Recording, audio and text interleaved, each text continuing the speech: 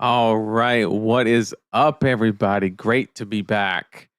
But this one is going to be obviously, given the display, it's going to be a little different.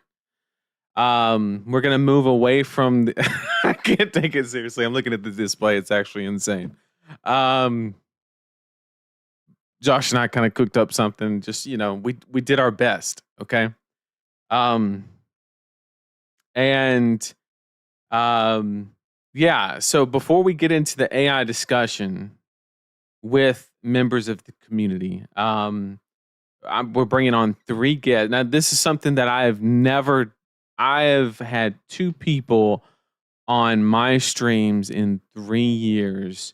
That's Vero and Yuanji. Are the only people I've ever brought onto the stream. Just something I just kind of, it's a lot of effort. I didn't even have a thumbnail, or not a thumbnail, but like an OBS scene. So we had to make one in like 30 minutes. And this is the best we have. Okay. We got like a little Josh in the bottom right, man, I love Bolton. And then, we got Josh's cat in the bottom left. I mean, all the things, some lightning bolts, just a lot to be excited about. Okay. We did the best with the 30 minutes that we had. And yes, using AI to generate said thing did cross our mind. And we said, you know what, we're not going to do that because that would be like, I don't know, distasteful to the discussion. So this is the best we got. Okay. We're working with the best we got, chat, So a little recap about the weekend. We had US Nats, and little side note, the 2 best decks on my tier list were in the finals. Just saying, just throwing that out there, we're not going to talk about how Fi, we're not going to talk about Fi. We're going to skip past that part. But there obviously was 2 Fis in the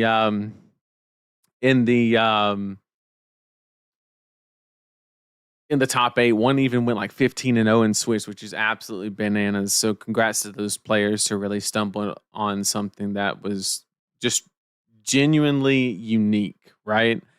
So that was amazing. I had an amazing weekend. We had a solid performance on Sunday. Thanks, Quang, for mentioning that. We did make top 8 on the showdown on Sunday. With Breyer, of course, and ran into Oldham and immediately just fell over. Just nothing. That matchup is atrocious, especially with Brody on Oldham. It was not going to happen. No other way to put that. So, but had an absolute blast to be able to play the hero again. Obviously, always a fan of playing Breyer, and just had a blast over the weekend. To be honest, just had a lot of fun. And so it is what it is, and had just an overall blast at the event. And for anybody that came up and said something, I really do appreciate it. It just means the world. Taking pictures in the elevator never gets old. I mean, just truly blessed, to say the least. So I just love interacting with the community. It's the best, which is why I am, having this discussion today. Is the overall goal. So I kind of want to explain before we bring on our first guest of 3. We have somebody who actually uses AI and an artist, and they're going to give an overview in case somebody's not familiar with AI. And then we're going to go into environmental impacts and think we're just going to talk about it. Talk about the use of it. Is it bad? Is it good? And where this kind of stemmed from is somebody on Twitter, and I'm not saying this is a bad thing. I'm just saying that this is how it started. Somebody on Twitter was kind of like, threw up Josh's thumbnail and kind of, why use AI, which is, valid argument. And I made a comment on it of like, who's going to pay for said artist, and then it just kind of went from there, interacting there with Smoothie or Ethan that's going to be on the stream as well. And then it carried over into the Verdant's channel, aka the general chat of Purple Discord, and uh, we just had a very, how do I put it, interesting conversation to the point to where I thought there was a fundamental disconnect, not only in communication, but just I couldn't understand why people were so passionate in one direction on the topic. And I've always said on this stream, um, I've always said that basically I appreciate different opinions. Like I encourage it. I encourage people to disagree with me and things like that. I've always preached that with the tier list, with um, analysis of any type that I've done on this channel. I thought it would be a great opportunity to kind of display that and actually, kind of um, just talk about it, just discuss it, share opinions, seek an understanding of those strong, passionate feelings that people are having on the topic. Now, I am gonna openly say this out in the front, right? It is basically, I think I'm not exaggerating this number. I've probably had 70 to 100 people tell me that this is a very bad idea. And that I'm wasting my time. And I am going to double down and I just hope that that's not the case. And I'm optimistic about it. I'm not saying that's what is going to happen or anything like that. But the point that I'm trying to convey is a lot of people would make the argument it's not in my best interest to do this, right? But I'm truly just seeking an understanding on how these people are, kind of so passionate about this specific topic and to share ideas and get a better understanding of where they're coming from, where I'm coming from, and things like that. This is not a debate. That's not what this is. It's not what it is intended to be.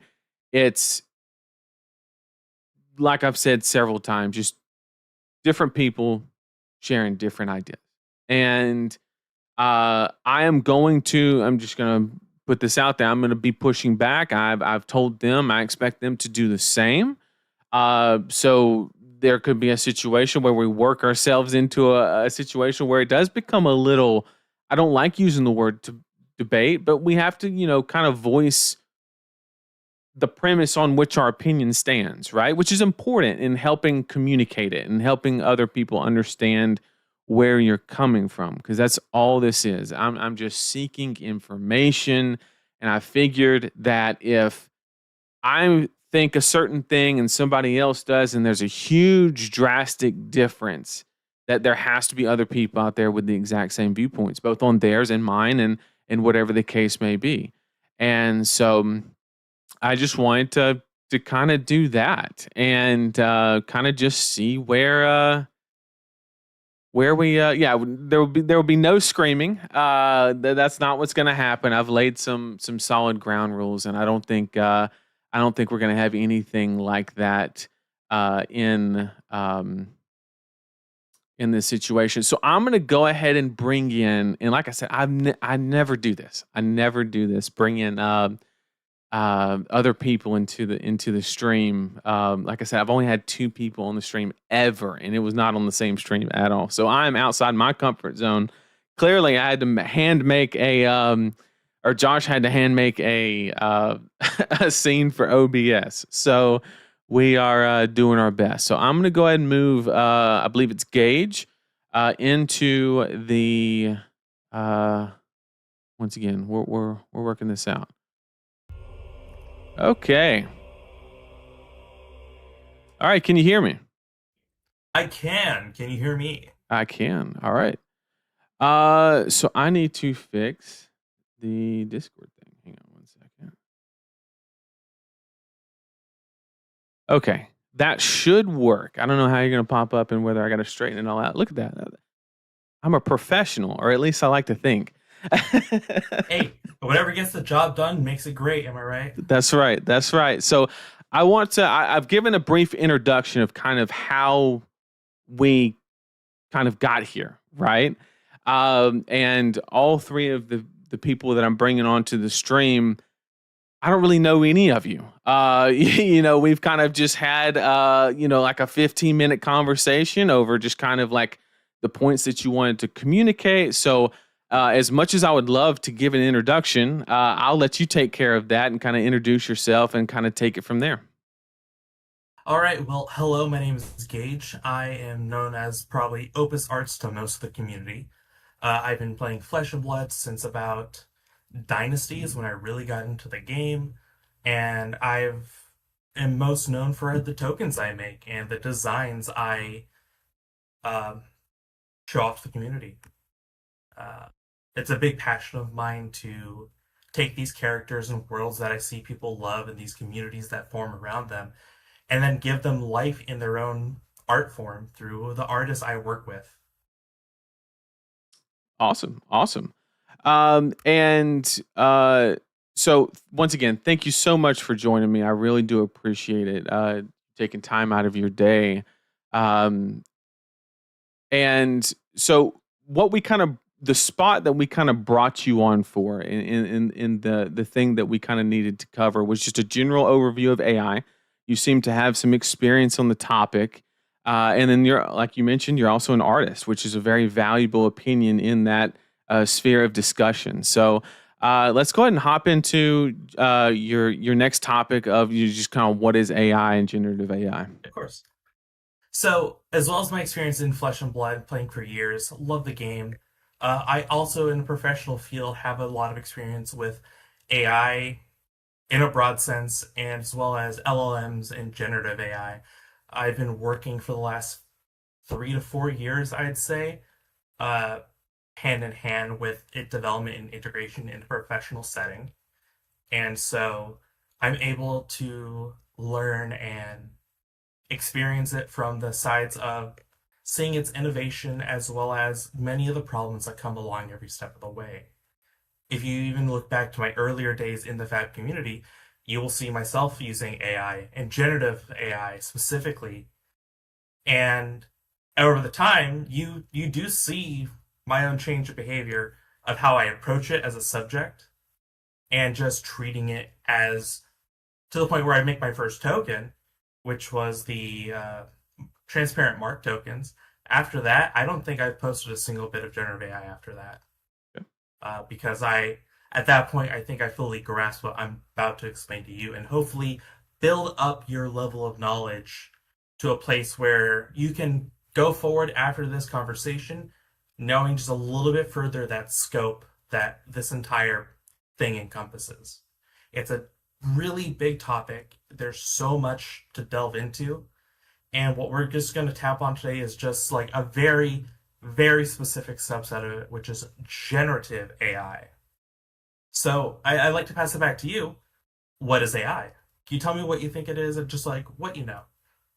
Uh, so I mean, as far as my knowledge, I mean, I actually have used LLMs and different versions of AI, and kind of I'm familiar with kind of how it trains, and I do think it actually is very interesting that you actually used the AI for some of your, some of the stuff that you worked on, and then you shifted away from it. That's actually a very interesting perspective because it shows that you learn kind of literally on both sides of the spectrum. So that's very interesting. But for any of the viewers at home that are not familiar with it, please explain. So in my setting, we use LLMs to develop programs to help manage subsystems and organization level. And in the sense of the stuff I was posting earlier when I was really like experimenting with it personally and learning more about how it operates and thinks, the generative AI is what we're focused on today because AI as a concept has been used for years in our society. Whether that's as simple as like your opponent in Pong, for example, to the chatbots that you see today on people's phones. Uh, it's just now more so ingrained in our society to day-to-day use, and it's not going away. But we need to specifically isolate hey, what is probably the thing in this very instant that caused so much of a stir up in the community? What really nailed that argument into people's head that caused that explosion? Because I caught like the briefly fleeting edges of it, and then I went back and read through, and the outbursts and the kind of just vitriolic spite and anger from the community comes from a place of genuine passion, and it's not called for, because I don't believe you are using it with malicious intent. And the entire grasp of what generative AI is, because generative AI is a specific model that takes input and outputs to create content such as text, images, video, audio, or even software coding at this point in response to your prompt or request. And now that data that it uses to make that output is drawn from a data set, which, for the sake, is compiled images. And where the big, like, takeaway from that is that the image data sets are not often disclosed about how that information is gathered, what's in it, how they manage to gather it. But luckily for us, there's open source data sets, and it is horrifying. Because the most popular one right now is, I want to say, Leon, where you can see exactly where that data came from, how it's being gathered, as well as any company that uses it as a basis has it like, hey, we use these guys. Now that information, Leon, comes from what's called the Common Crawl. Are you familiar? I believe that's a method of scraping. Is that correct? It is an open source company that data scrapes the internet, I want to say, about every quarter using their bot, and then stores it in a AWS file hosted by Amazon for anyone to get at any given time. Okay. Now, this bot is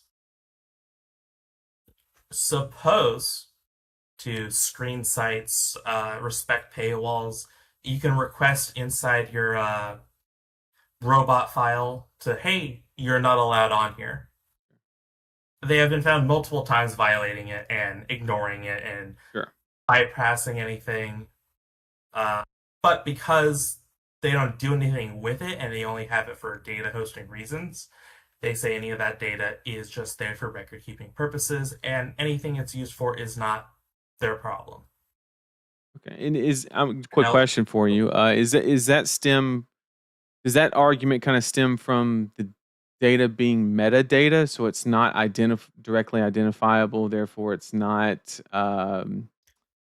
Because I know, like, governmental agencies, right? They kind of use that argument that if they collect data on you, right, then that it creates, if it's metadata, then it's not specifically trackable, even though technically, there is an argument that it could be. Is that kind of this very similar situation? it's not just metadata, it's everything. Sure. And it's more so that, hey, it's publicly available on the internet anyways. Anyone could find it, and we're not hiding it.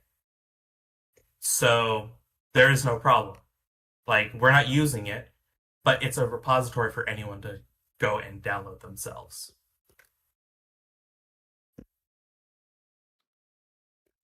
All right. So that's a great overview of kind of how it's gathered. And so now what I would really like to do is kind of roll into, the cost, and then also like the ethics and the morality and those kind of topics. So everybody has a good fundamental understanding of what it is, but now we can kind of just get into, I guess, what you could also call, just the juicy stuff. Of course. So we already talked about that Common Crawl is that open source collective of archives and data sets, right? Mhm. Your information is in there.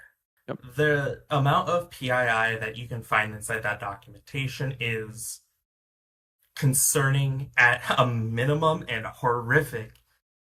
When I was doing research to back up my argument, I do have a Google Doc as well as a PowerPoint presentation, which I want to show later in this, and I want to make publicly available. It will have all my notes, all my sources, as well as any and all my thoughts that I had when making this write-up. It also has links and solutions to common things you find in our creative space for you as an individual, an early content creator, or if you're just curious, to teach yourself or to utilize for your own sake to make content without using generative AI. Because at the end of the day, I wanted this to start to be a teaching experience. You're being kind enough to invite me on a platform to teach people, to give them the information to go forward from today, knowing more than they did yesterday. And that way, your choices that you make after this are based on I'm confident in my answers going forward after learning this information. Sure.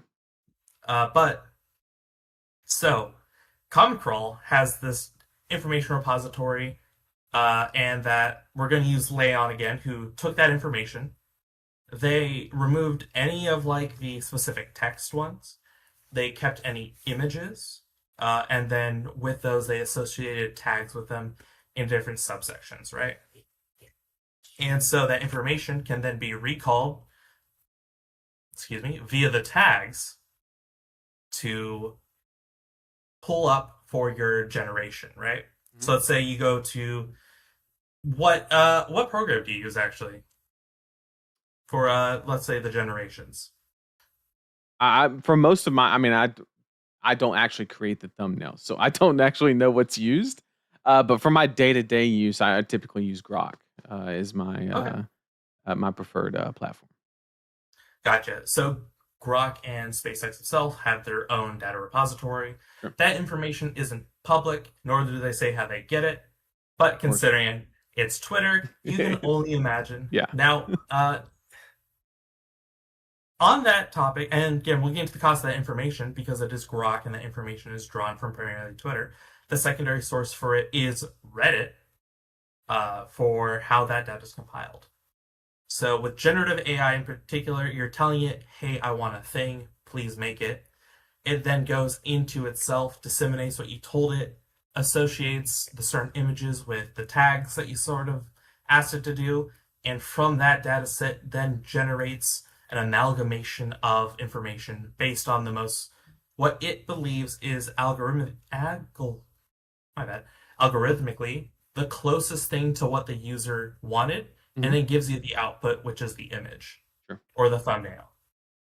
Now, that costs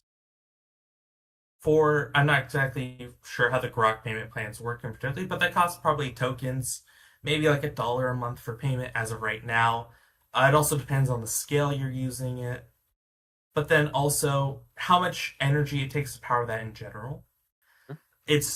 Any AI tool in general takes an extreme amount of processing power because on the scale that's currently being used, the behind the scenes work to keep the processors running at the speed it does to output globally that same information to anyone. Everyone generates, let's say, one image every 10 minutes. And then in between there's 50 million other people also asking you for things. Sure. There's excessive amount of energy being spent on it, water being drained for cooling, space being taken up by these plants to, provide processing power to them. There's microchips being dumped into AI systems. Mm-hmm. And the environmental concerns, which will be talked about later by Ethan, I believe, are I'm going to keep saying concerning because the effects we're currently seeing of homes and natural ecosystems being destroyed because of the quick, unregulated startups of these plants and just how they're making the local economies and pushing people out because they can't afford the electricity costs anymore. Mm-hmm. And just really unfairly treating the local areas that they are introduced in because of how demanding they are. Sure. And that's probably the biggest, most upfront cost, while the back end one is definitely the personal privacy, data, and training you are giving these programs by using them inadvertently. Absolutely. I mean, there's no arguing the water usage, all of those things that we're obviously going to get into with Ethan a little bit later. And then also the community impact as well. I mean, I think that's a no brainer. I think we kind of get that from anytime you go into any like city council meeting or something like that. There's probably 40, 50 people in the back just screaming their heads off, literally just trying to make it not happen, right? With the zoning laws and things like that. So 100% with you there. 100% in agreement. And so let's kind of just, and we're also going to have a whole section on just ethics and kind of normalization of AI at the very end with Cass as well. And what I kind of want to just kind of edge into a little bit is a brief discussion on just the ethics of it, right? Like, so you've already like alluded to, it's being trained on other people's art, other people's intellectual property, other people's whatever the case may be. And you've mentioned that people make the argument, well, it's on the internet, so it's free game. And I don't necessarily subscribe to that kind of thought process, because a lot of the people that put that said thing on the internet from who knows how long ago didn't really know that this was going to happen. And once it's on the internet, it's there forever, right? So um I definitely don't think that that's a very defensible point in any means. But there is an interesting concept, and that is companies and governmental agencies and companies really is where this kind of started, in the idea of not wanting to share their data uh, with other companies and other individuals. What they started doing was basically having their own data set internally that is private, and then training their own models based on the data that they have the rights to, quote unquote. Now, there's an argument of whether the if it's a graphic design company, right, and they're just feeding their own artist into their training off of that those work sets. Does that, I'm assuming that something in the contract that the artist signed would give them the legal right to do so. Whether the artist read the fine print or whatever the case may be, that's that's up for a whole nother type of discussion. But how do you interpret? I think the open stuff is a given, right? Like you're using other people's art, you're using all of those things. But is there an ethical way to accomplish the same thing? So that does go into, again, the data sets that we're talking about. Mhm. So you talked about what if there is the way you were describing it, that would be an ethically way to source data sets for generative AI. You're producing in-house content specifically to give this training data to the generative AI model to start training off of, because the way that a generative AI works specifically is in 3 steps, which is training, tuning, and output. Mhm. When you're training it, you're giving it data, you're giving it the images to look at and absorb information and associate with tags, and you keep running it as it processes through its neural network to see, like, oh, this is an apple. If we were to give it a drawing of an apple, this is also an apple. Oh, this is a bad drawing of an apple, so I'll give it a lower weight. This is a good drawing of an apple, I'll give it a higher weight. Now, that again, if you're producing this in-house, and then you go to tuning, which is you just making sure it knows this is a bad apple, this is a good apple. Mm-hmm. And then the output is then seeing the final result. The problem is when I say these companies have private data sets, they are scraping from the internet. The amount of, it is been found time and time again that the information that these companies have access to, both through going through the bot itself and abusing ways to talk to the LLMs specifically and the chatbots to cause data breaches within its own data set, to give out information. A famous example is with, I believe, ChatGPT 2.1, where you could request a user's account and then get the credit card information from it. Mm-hmm.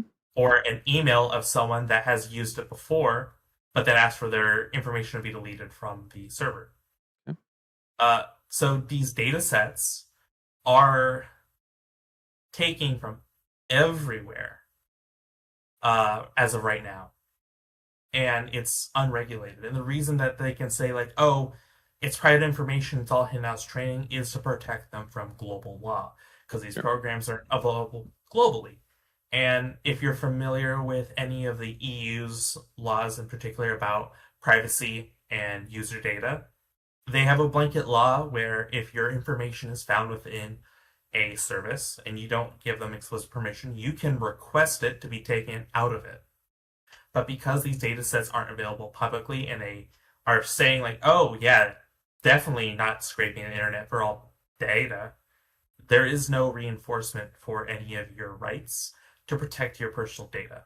Now, specifically with like LLMs, an example, but it also relates to artwork because let's say you have the like Studio Ghibli style like filters that you see all the time. You're like, draw me a picture of a cat in Mhm. the Studio Ghibli style. All right, do it specifically in this movie style.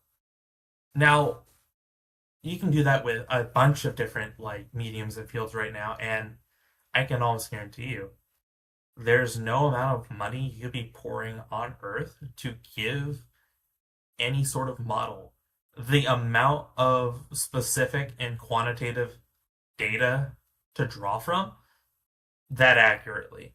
If I were to pay 50 artists a day to draw me one frame, uh, like as accurate as possible from these movies, or drawings or sketches from Hayao Miyazaki, that would take me not only years to do, but if I'm paying them a standard fee of like, let's say $150, I would be in the tank faster than the AI companies are dumping money right now on processing units.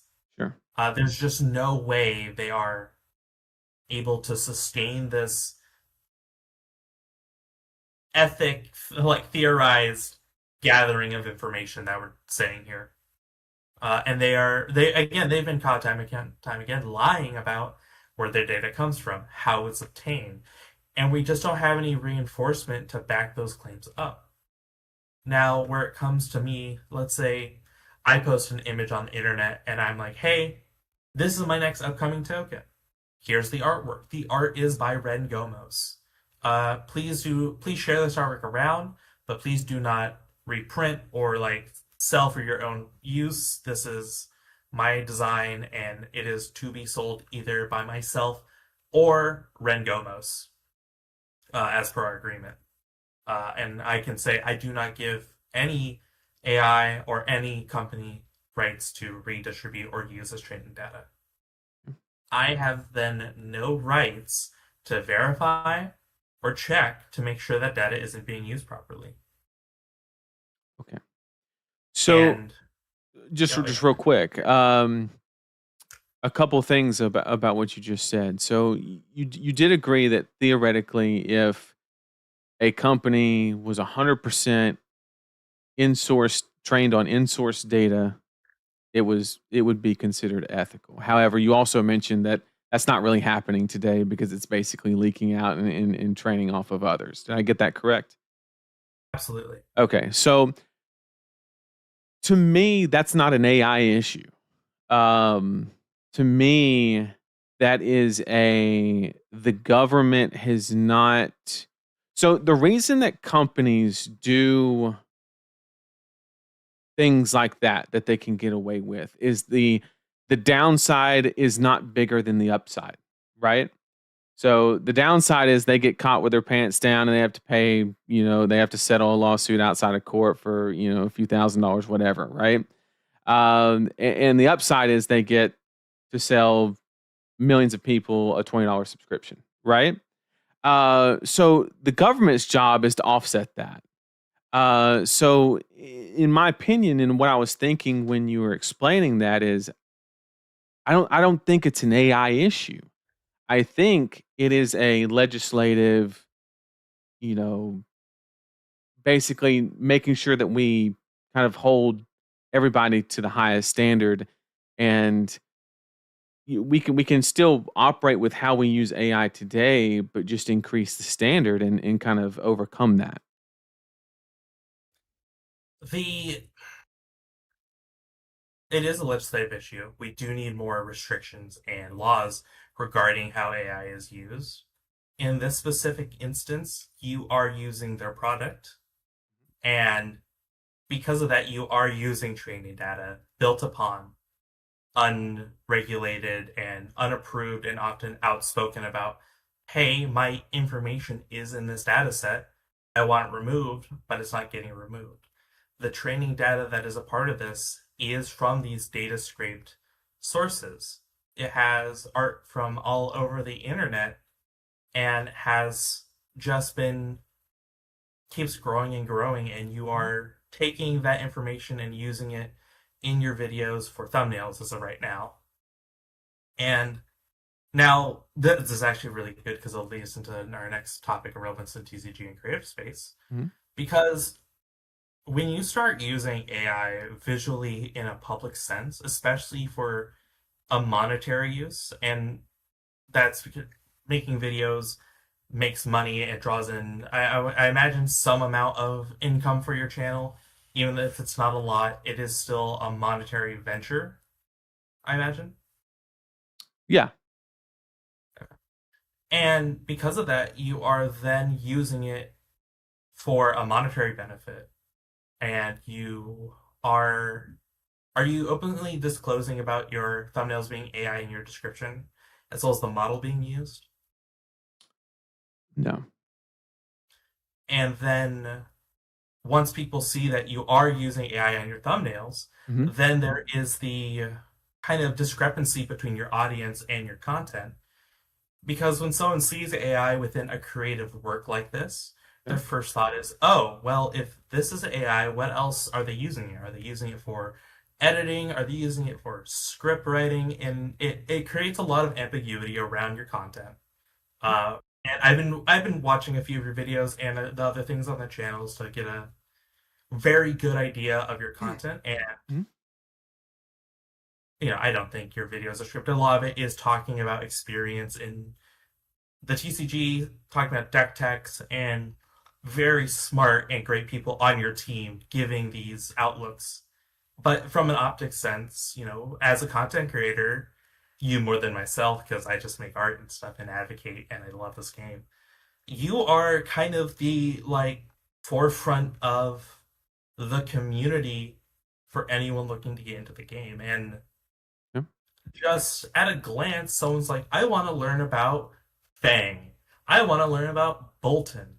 I want to learn about these new draft heroes. They go to your channel and they see these thumbnails, which all the ones I've seen with the Bolton one with the Huntsman with an X over it, the draft ones, and then the Fang ones. Yep. Those are all very clearly AI integrated, and Mm-hmm. that can look to someone like, oh, well, why didn't they just make it themselves? Because it's a very kind of a simple task, and you are in a position and in a community that loves art, Mm-hmm. And I'm going to lead this into our next topic for relevance in TCG and creative space. We love art. I don't think you hate it. What's your favorite hero? Who is your favorite? Oh, What's your Briar. favorite card? Briar, hands down. All right, is that your favorite artist too? The artist for Briar. I don't know who that is. And then that's another little piece of context. So that, I think that's my biggest weakness is I've never been, I hate to say it this way, but I'm just speaking openly and honestly.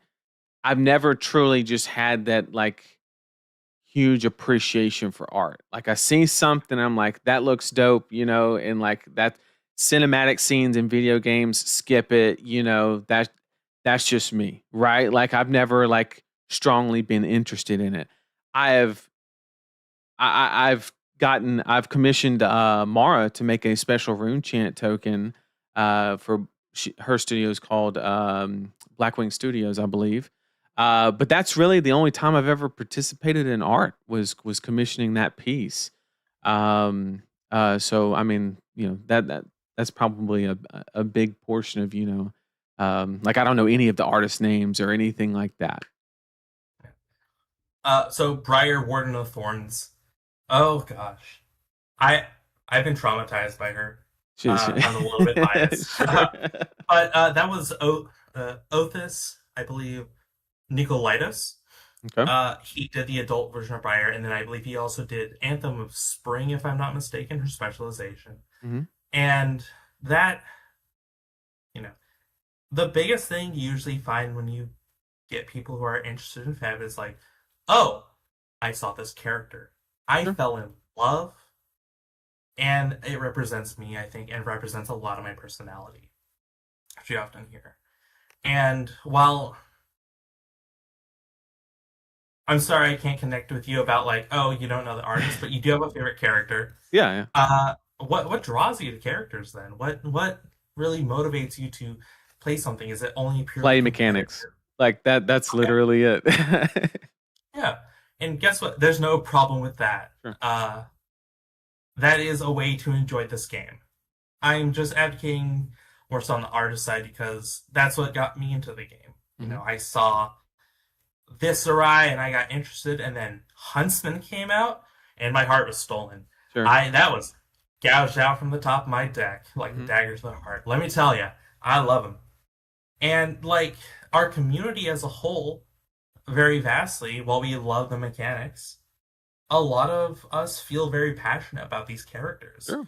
You don't see people gathering around a lot of the times because they're like, oh, the mechanics of this vibe really well. It's usually this giant like community that just takes this idea and squeezes it and like, oh, I love this character.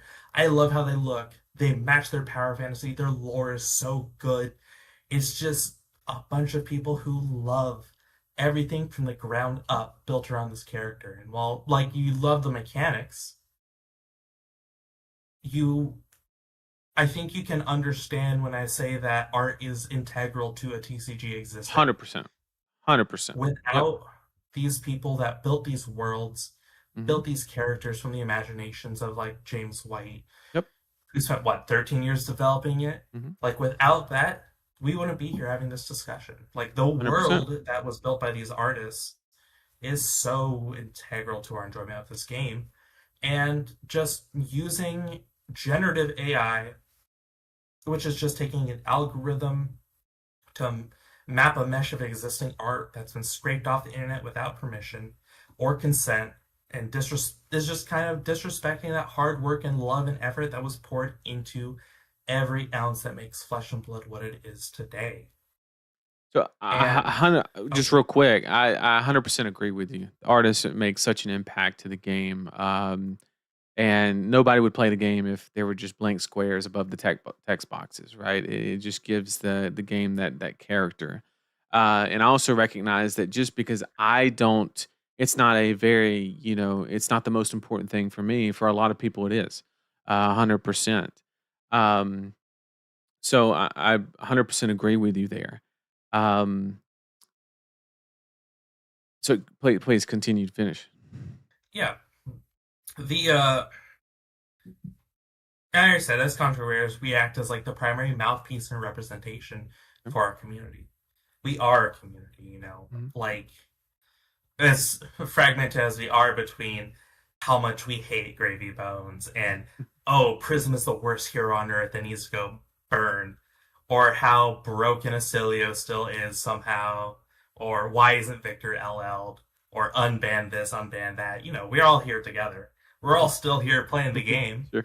and we need to kind of just support each other in that sense. And as again, the front of the game's community, we kind of have to try and not only support each other, but also probably look to how optically that looks. If people want to get into the game and they see that all the content creators' thumbnails are AI generated or just these kind of low effort, like, oh, again, not saying that you aren't putting passion into it, but I at a understand. Yeah. glance, you Yeah. often see that, like, I the know it's resentment lesser. online Yeah. is that, oh, they didn't put effort in the Mhm. thumbnail.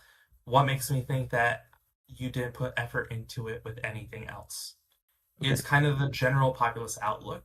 you often find with something like this. Sure. So And let me ask one oh, more question. So if hypothetically, if I was a painter and I was interested in doing landscape painting, okay, and I looked at who's a landscape painter? What's that Afro? Monet. Okay, well, I was gonna say like what's his name? Oh, you're Bob thinking of Ross. Bob Ross, yeah. That's it. Okay. So I just let's just say hypothetically, I just love his work, right? And a lot of art is influence, right? We see things, we observe things, and we kind of incorporate that into our own, right? Uh, whether directly or indirectly, or whatever the case may be. But let's say I looked at a Bob Ross painting and just the way he did a river. Okay. I just studied it. I really looked at it and I replicated that in mine. Uh, honest question, is that unethical? Have you ever watched Bob Ross? Have you ever No. had one of his lessons? Okay. I'm not.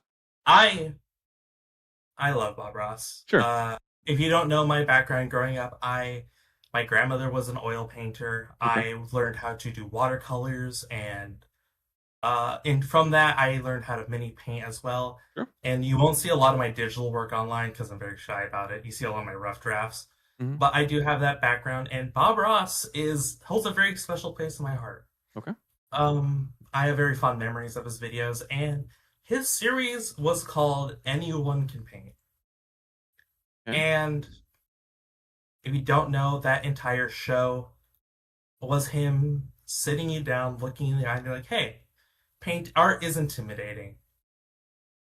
I'm going to show you how. And you know what? I'm going to teach you the brushstrokes, and I want you to copy Mhm. me step by step. Sure. And every time you paint on it, you know what? You're painting on Bob Ross. Right. That was your work. You should Mhm. be proud of it. You are taking the time and energy to practice this craft that you have an interest in. You're taking time every day to give him support and attention and love because he loves art and he loves you for trying. And you know what? If you don't get it perfectly this time, that's okay because it's not a mistake. It's not it's not a problem. It's a little happy accident. Every stroke you make is a little bit of you that you're putting into that picture frame. The joy of painting is a wonderful experience that I recommend you watch. Honestly, Sure. like it helped if you were near me. I'd invite you to my place. I'd buy the pasta. I'd buy the paints. I'd buy the oil. I'd buy the canvas. I'd sketch it out with you, and I'd watch Bob Ross and paint with you. I would record it with you. It is it's an experience, and that human experience of you taking the time to put in that effort and energy is what makes that special. Now you said like, oh, what's the difference between it and A copying you? It's you. You are doing it. The human experience, the I like to say the indomitable human will is what really segments your creation because Bob Ross is you are copying Bob Ross, but it's not his work, you know? It is yours. And he's telling you, yeah, I'm doing this so you can get more confident in your own skills.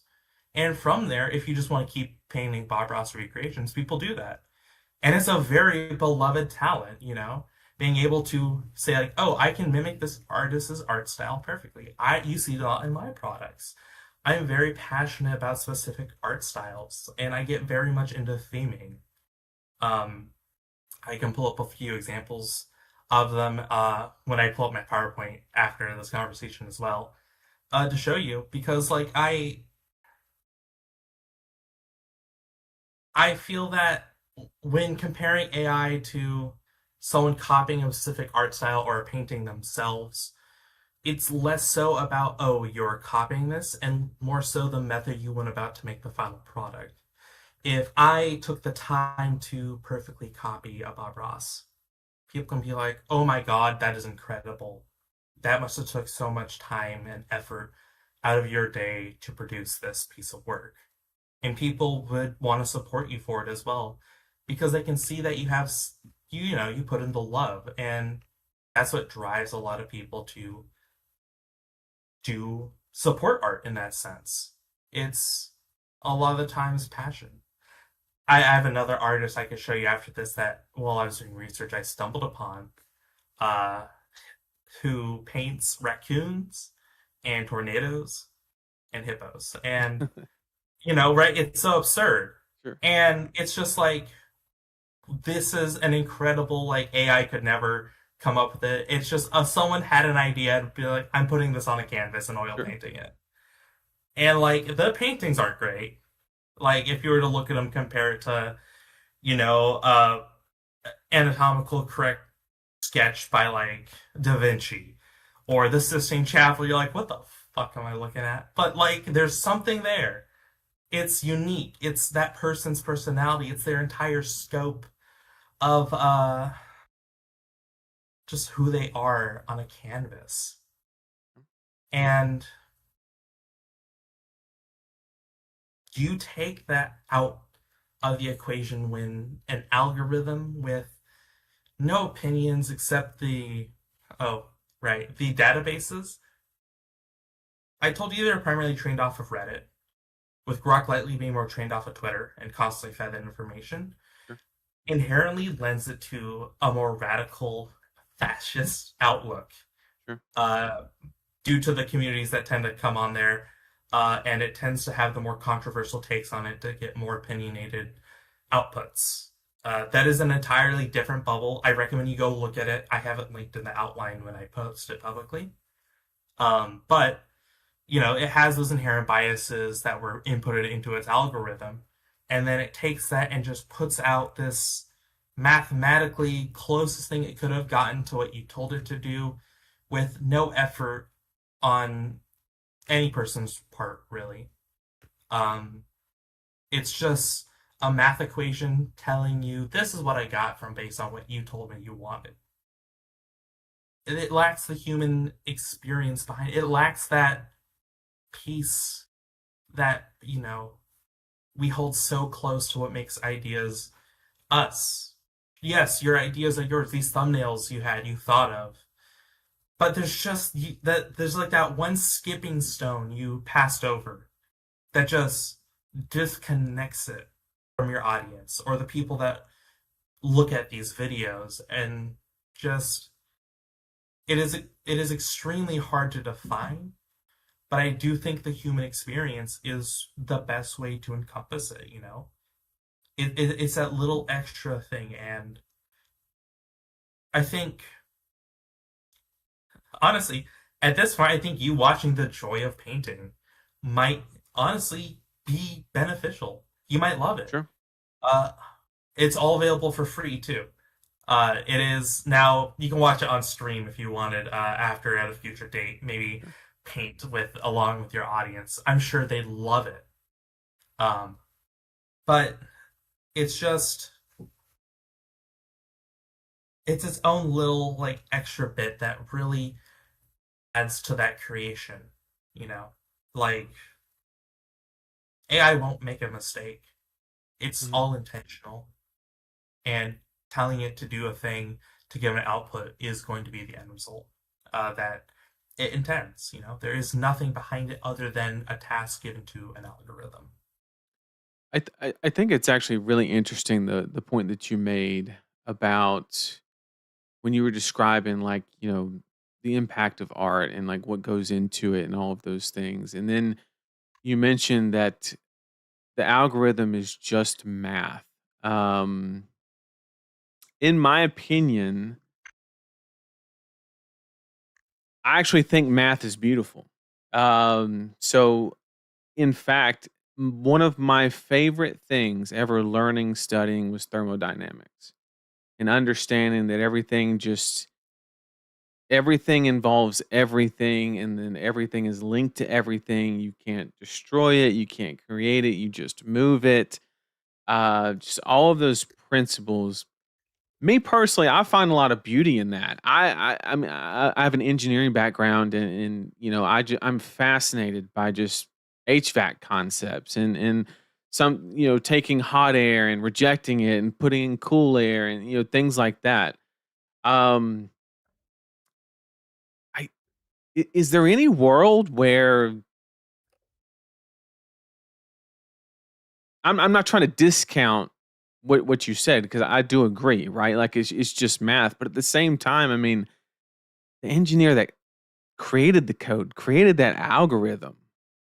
I mean, I'm gonna be honest. There's kind of some beauty in that. Now is the output as beautiful? Of course not, right? Like, but I mean, at the same time, I mean, it's kind of phenomenal. I don't think there's a person who doesn't disagree that a neural network isn't kind of its own beauty in itself. Have you ever seen one? I have. It's modeled after the human brain, but Mhm. the points you're bringing up about math being beautiful and how much you love it, I understand completely. And while computer technologies are beautiful, is it worth undermining the human arts to get at that beauty? Is it worth commercializing? Because technology is astonishing, and math. I don't know if you know this. Math is an art. A lot of people discount it. Engineers, I understand this a lot. I also have a background with like pipe fitting and engineering, and I get it. Math has transcended into the art space as well.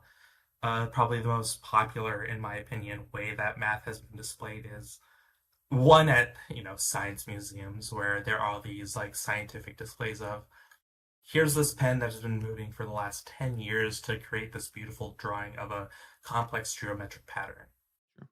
Now, an engineer put his time and effort to create that mechanics to keep it running and have it all work without any input from anyone else.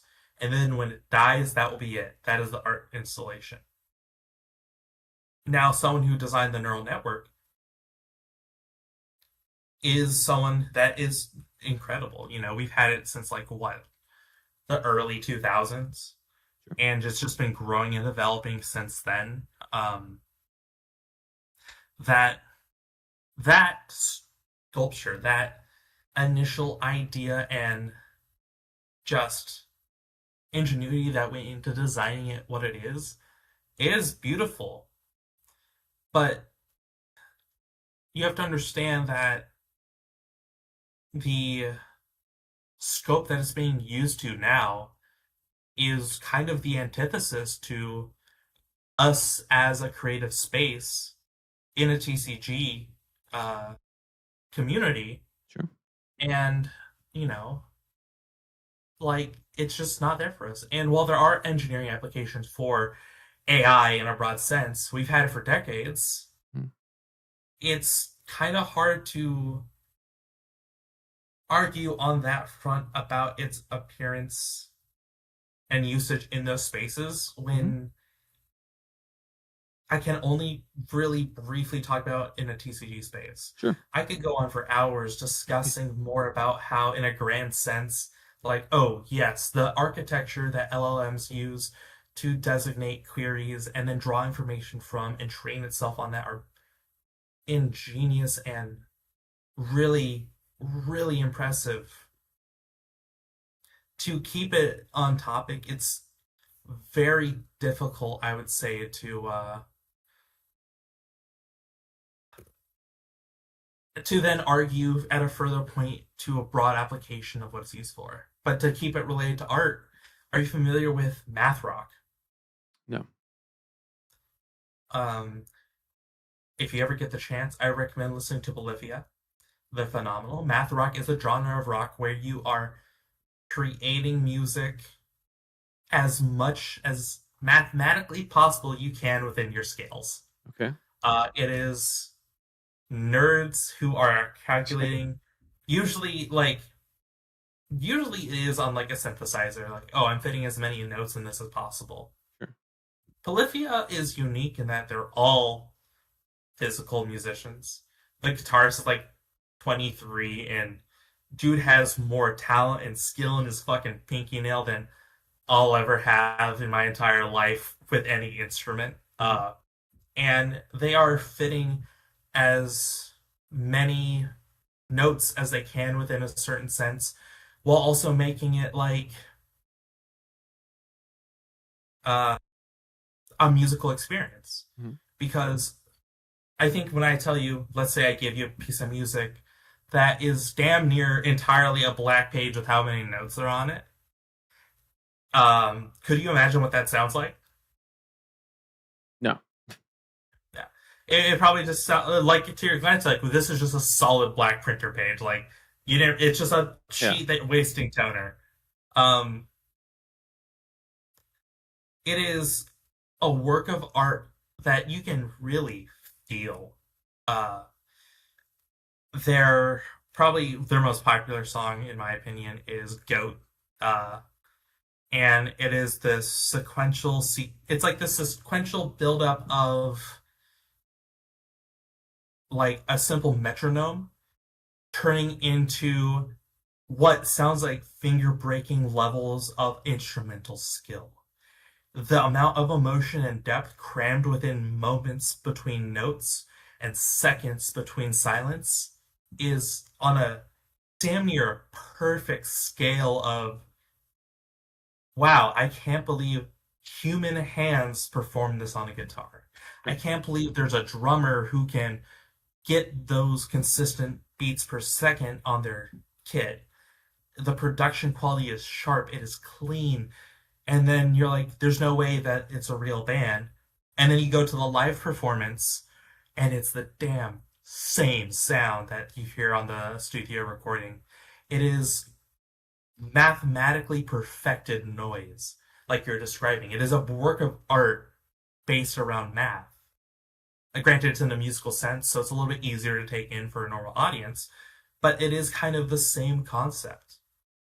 You know, and someone, an engineer, I don't know his background, they put together that structure to make that song what it is. There's no words in it. It's just music. All right. Um, So, real quick, I don't want to keep Ethan and Cass waiting too long. So, okay. in your best 5 minutes or so, how do we kind of solve this generative AI kind of issue within the TCG space? I'm so glad you asked. So I'm gonna share my screen, and I'm not sure what this will look like on stream, but I hope it works. And if it doesn't, I will turn off my camera momentarily Yeah, you'll have to to turn off your explain. camera. Yeah. Easy. So let me just. But Let me. Nope, that didn't work. Uh,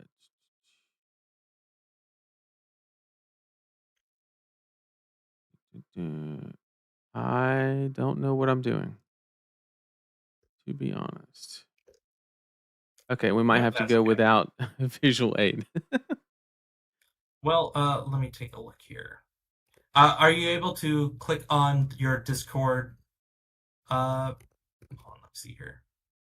Yeah, so if you're just to, oh nope, so just click Watch Stream. Oh no no no, where it says Watch Stream on the little pop out. There you go, and then you can just full screen that.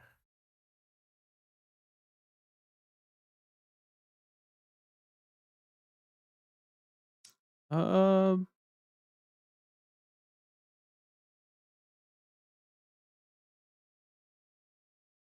There we go. Yep. Okay. Cool. So what I did was I went out of my way on to stream, reach it's out to. it's not lining up because there's um You three know different what? windows. That's okay. I'm sure that they can see kind of what's going on here. Uh, I'm looking at the YouTube channel now, and I can kind of see. There should be a yeah. It should still work if you focus on just that portion, like you were focusing on my camera. So what I've done is I not only reached out to other creators, I also reached out to artists within the community to make your thumbnail for the video for this stream. I'm not sure if you're aware, but the images that you used within your stream thumbnail Hmm. was AI generated. Okay. And at a glance, I think I was a little bit annoyed when I saw that. Okay. And so I reached out to these other creators and artists. And I was like, hey, let's make a easy example because the first solution that always comes to my mind is well, can I do it myself? And if you don't mind me quoting your own words, Sure. in response to someone saying that, oh, you're cringe for using AI thumbnails, Mhm. you said that you've never created a thumbnail in your life. Content creation is a micro niche category. It's a legit sacrifice through and through. There's no EV except sharing something we are passionate about. Uh, and then, heaven forbid, we make the process take less time. Mhm. There should be a premium perception for not using AI, but shaming people for using it seems like a misguidance at best. And I think while you do make a point in there, you also rubbed a lot of people the wrong way by comparing content creation with EV. Because the real reward, I think, out of making content is having that recognition of, like, oh, we as a community recognize you as a trusted source of information, and we come to you when we want to learn something or we want something spoken for us. And having it just seemingly compared to value that you get back out of it, for something as like a thumbnail, or that you'd never learned about how to make one in the first place, Mhm. seems a little misspoken, I want to say. And to make it like easier, I've created a few like solutions and like examples of what other creators would do and how long it took them to make them, and then how much I paid these artists to make these thumbnails, Okay. as well. I offered everyone that you see here payment. I let them name their own prices. Only two of them actually took my payment. Just to show you how like much they care about this as a like function. Any images you see here are either from Flesh and Blood or are in Creative Commons using non-generative AI. The first person is AgroBlaze96. I'm sure you're familiar with him. I Great am. guy. Uh, he uses Photoshop to make all his thumbnails, and I'll get to like, oh, restrictions with programs, because experience about making thumbnails is also very intimidating. But it's a lot easier to get into the art space now than it is ever before. And I'll address that at the very end, where I give out all the links to the various applications and tools to train yourself and make these yourself. But this took about 10 minutes for him to make, and he said he uses the Photoshop to make all his thumbnails. He took the picture of himself to use them, and just Google's pictures of heroes to add to thumbnails, and or other art station. Flesh and Blood has that, hey, creative license. You can use it for like your transformative media, but at any time we can tell you to take it down. Which is their right, and we respect that. That's what allows us to use characters in our thumbnails or like mock-ups for hype. Uh, and he also suggested, hey, if you don't have access to Photoshop, use Canva. It's what he used before he got the Adobe suite. Aurora from Flesh and Bed made this. And then she had so many words to say. Uh, so she makes most of her thumbnails and stream assets for thumbnails. She likes to make them after video so she can accurately capture the vibe. Normally, the thumbnails are inspired by pop culture movies, fab art, memes, or just anything she thinks would be appealing. Most of the thumbnails actually come from bouncing ideas back and forth with her partner Tegan. When she has an idea for a thumbnail, typically the process takes anywhere from 10 minutes to 2 hours depending on complexity and remaining energy after work and whether or not the video is high or low effort. Process starts by gathering assets, then importing all to Fire Alpaca, which is a free image editing program.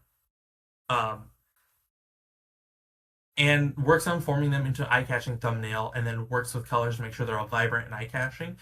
And once that and all of the images are set, then they go to work on the text with emphasis on being concise and readable. And it is super important for good thumbnails. You want that at a glance. Oh, what am I looking at, and do I understand what that is? A good test of whether or not thumbnail is right is if it's readable from a very small image size. Text, shadows, and size and outlines are also key things to look for. Lastly, it's uploading it to YouTube.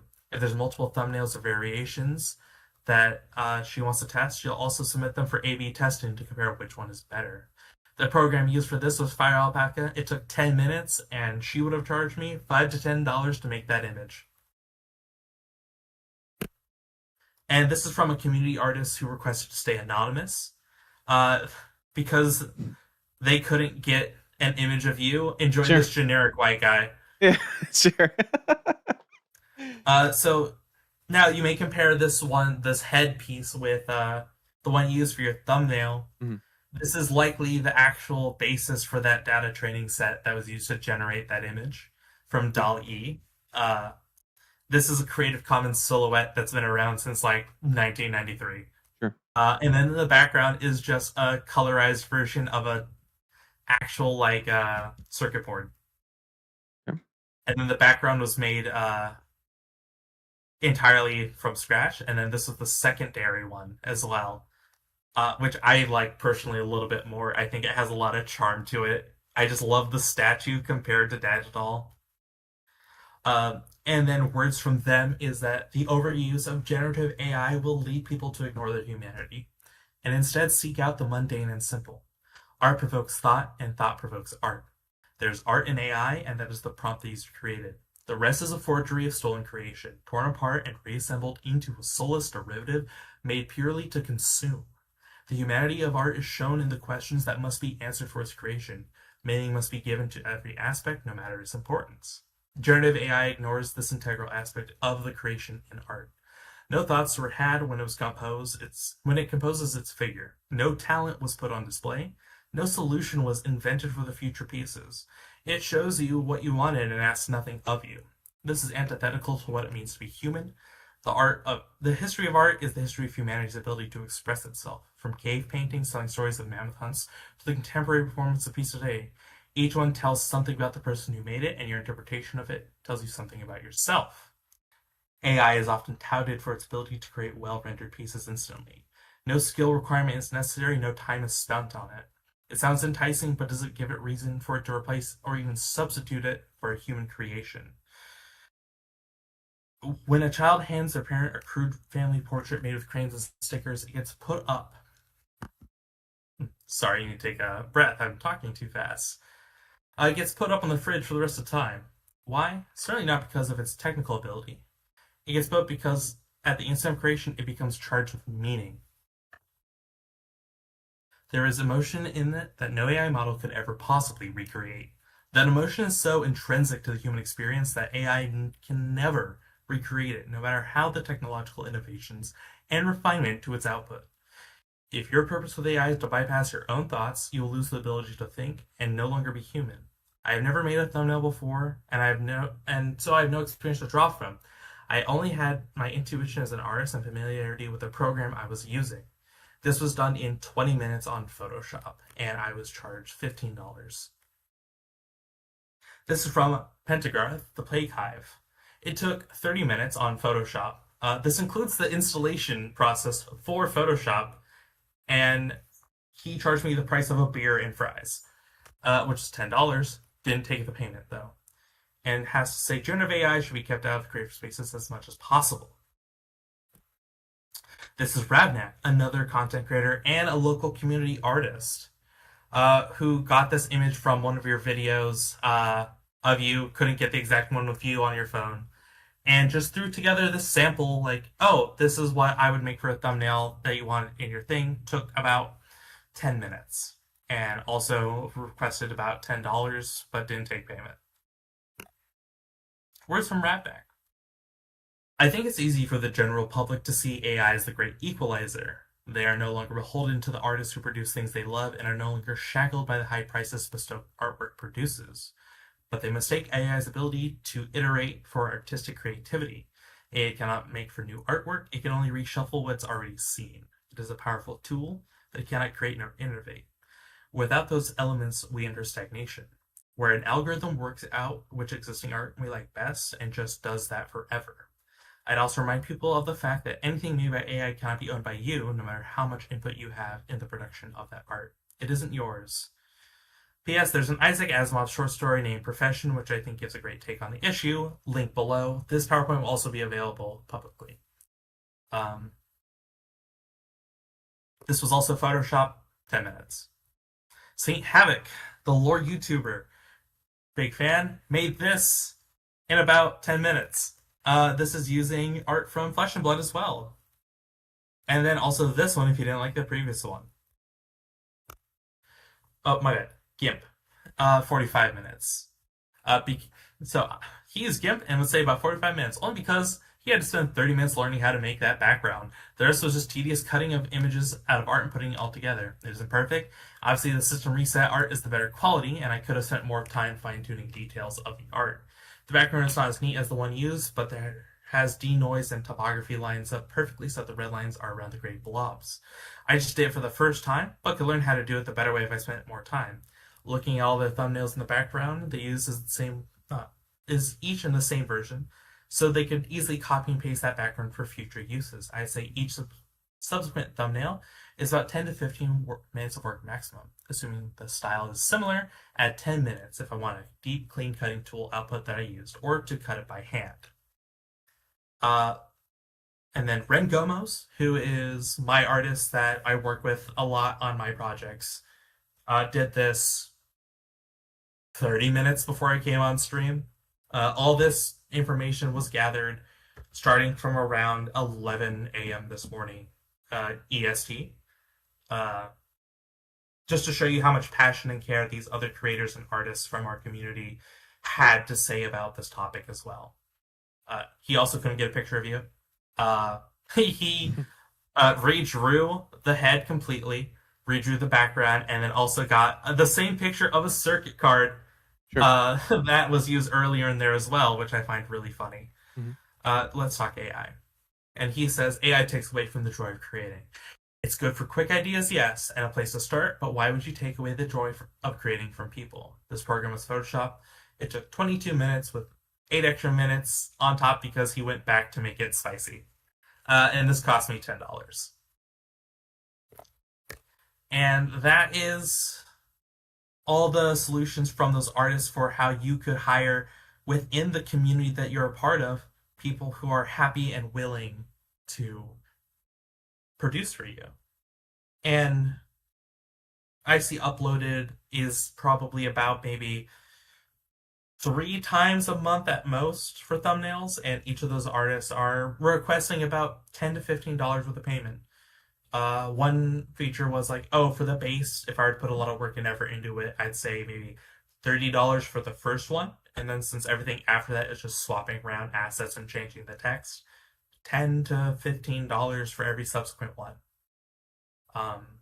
I think this might be the best route to go if you're someone that is burdened with not a lot of time and a lot of work, because you're not only giving support and love and care to the community artists who so much love this game and would love to be a part of the system you have going on, but also the fact that they want to do this work. This helps feed them. This help them get more into this expensive hobby we all love. It's a way to show care and support this community we're part of. And then the follow-up solution is, if you want to do it yourself, Flesh and Bad has an entire video on how to make your own thumbnails and the alternates to Photoshop to doing so. And there's plenty of resources online that love to teach you how to make your own thumbnails. I would love to teach you how to make your own thumbnails if you wanted to sit down with me at some future point and I could walk you through. I learned these other programs to teach you if you wanted to. And just, I think these solutions we have to this problem of thumbnails specifically that I've given you is a great starting point. Now, granted, that's also assuming that you want to go forward and change your process and mind after this conversation about how you want to go forward. If you reach out to me, I will help you. I will get you in contact with these people that are available to help you. I will help you find someone that wants to work with you. If you want. Now, I'm not telling you to make that choice now. I think, again, I have opinions about how generative AI should be used, and all that good stuff. But as this conversation goes, I'm not here to walk away and immediately have you be like, oh, I'm never touching AI again, because that's just unrealistic. As much as I'd love to hear it, Mhm. I want to walk away and have this stream end with everyone watching thinking a little bit more about the entire scope of what generative AI is and how that affects art and us as a community, and us as community members kind of forefronting for everyone. Me, particularly for artists, you for the game. I don't have a platform really that I advocate my thoughts on publicly about gameplay. I don't think I have the required background that you do to be like, oh yeah, I can talk about how shit this set is. This draft is amazing. I don't have that kind of Yeah, experience, I can't tell you what the meta is. I'm kind of just one tricking Goliath until we get Kano 2. yeah, Um, and I want you to just maybe take away from this conversation and consider what you're going to do next afterwards, because now you're going to move forward with the knowledge and the resources to look into this and come to your own decision about how you feel about generative AI and then using it within the creative space, mhm, at least for my portion. And I'm more than happy to also further explain in detail, more about it if you're curious about the other aspects of it. But until then, I think I will give the stage to the other follow up guest. I am really thankful that you're giving me this platform to speak on, and I appreciate you trusting me to set this up and taking my notes into consideration and respecting me and my own opinions, of course. for this very, very sensitive and delicate mess of a subject that is in our world. It's not going away, that we Mhm. have to live with. Yeah, Um, I really appreciate you coming on and just sharing that. I mean, it's just a different observation that I had, right? Just obviously you appreciate art on 10 times the level that I could ever think to, but in it, that's just a difference of what people prefer and whatever the case may be. But it's a breath of fresh air to see it, and I understand where people are coming from with in regards to where it needs to be. Where things need to be considered or not. So, and I really appreciate reaching out to the other content creators and showing that there's alternate methods. Now, granted, we probably produce anywhere between 20 to 30 different videos on a given month. And, at $10, $15 a pop, that's a decent chunk of change, for the the better version of the content, obviously in the version in the form of thumbnails. So I don't know if that's an exactly a viable option as much as I would love to support the artist and stuff like that. And that's kind of where I went with my original point of you're right, EV was the wrong word. 100%, I'll agree with that. I think that content creation should be treated as volunteering, especially in a niche community, right? Where there's nobody's making a living on, or even net positive, probably in the flesh and blood community. It just doesn't exist. Not if your time is worth anything, right? Just it's not a realistic expectation. Do some people print money on deck techs and stuff like that with Metafy? Sure, but like just making a YouTube video, there is it's for the joy of the game, right? And I want to do, the the best that, the best that I can in the given constraints that I have. And in kind of to my original point, like I agree, anything not created with AI is better than something created with AI. There's no debating that, right? You went into great lengths of in detail of explaining, the effort and the human will behind it, like all of that. 100% agree. Um, it's just, you know, we have the wife, we got the 2 kids, we have the full-time job, we got all of these different things, right? Competing for my time, right? And I love this game. I wanna produce content for this game, but my version of content and what I like to do is just talk with the community.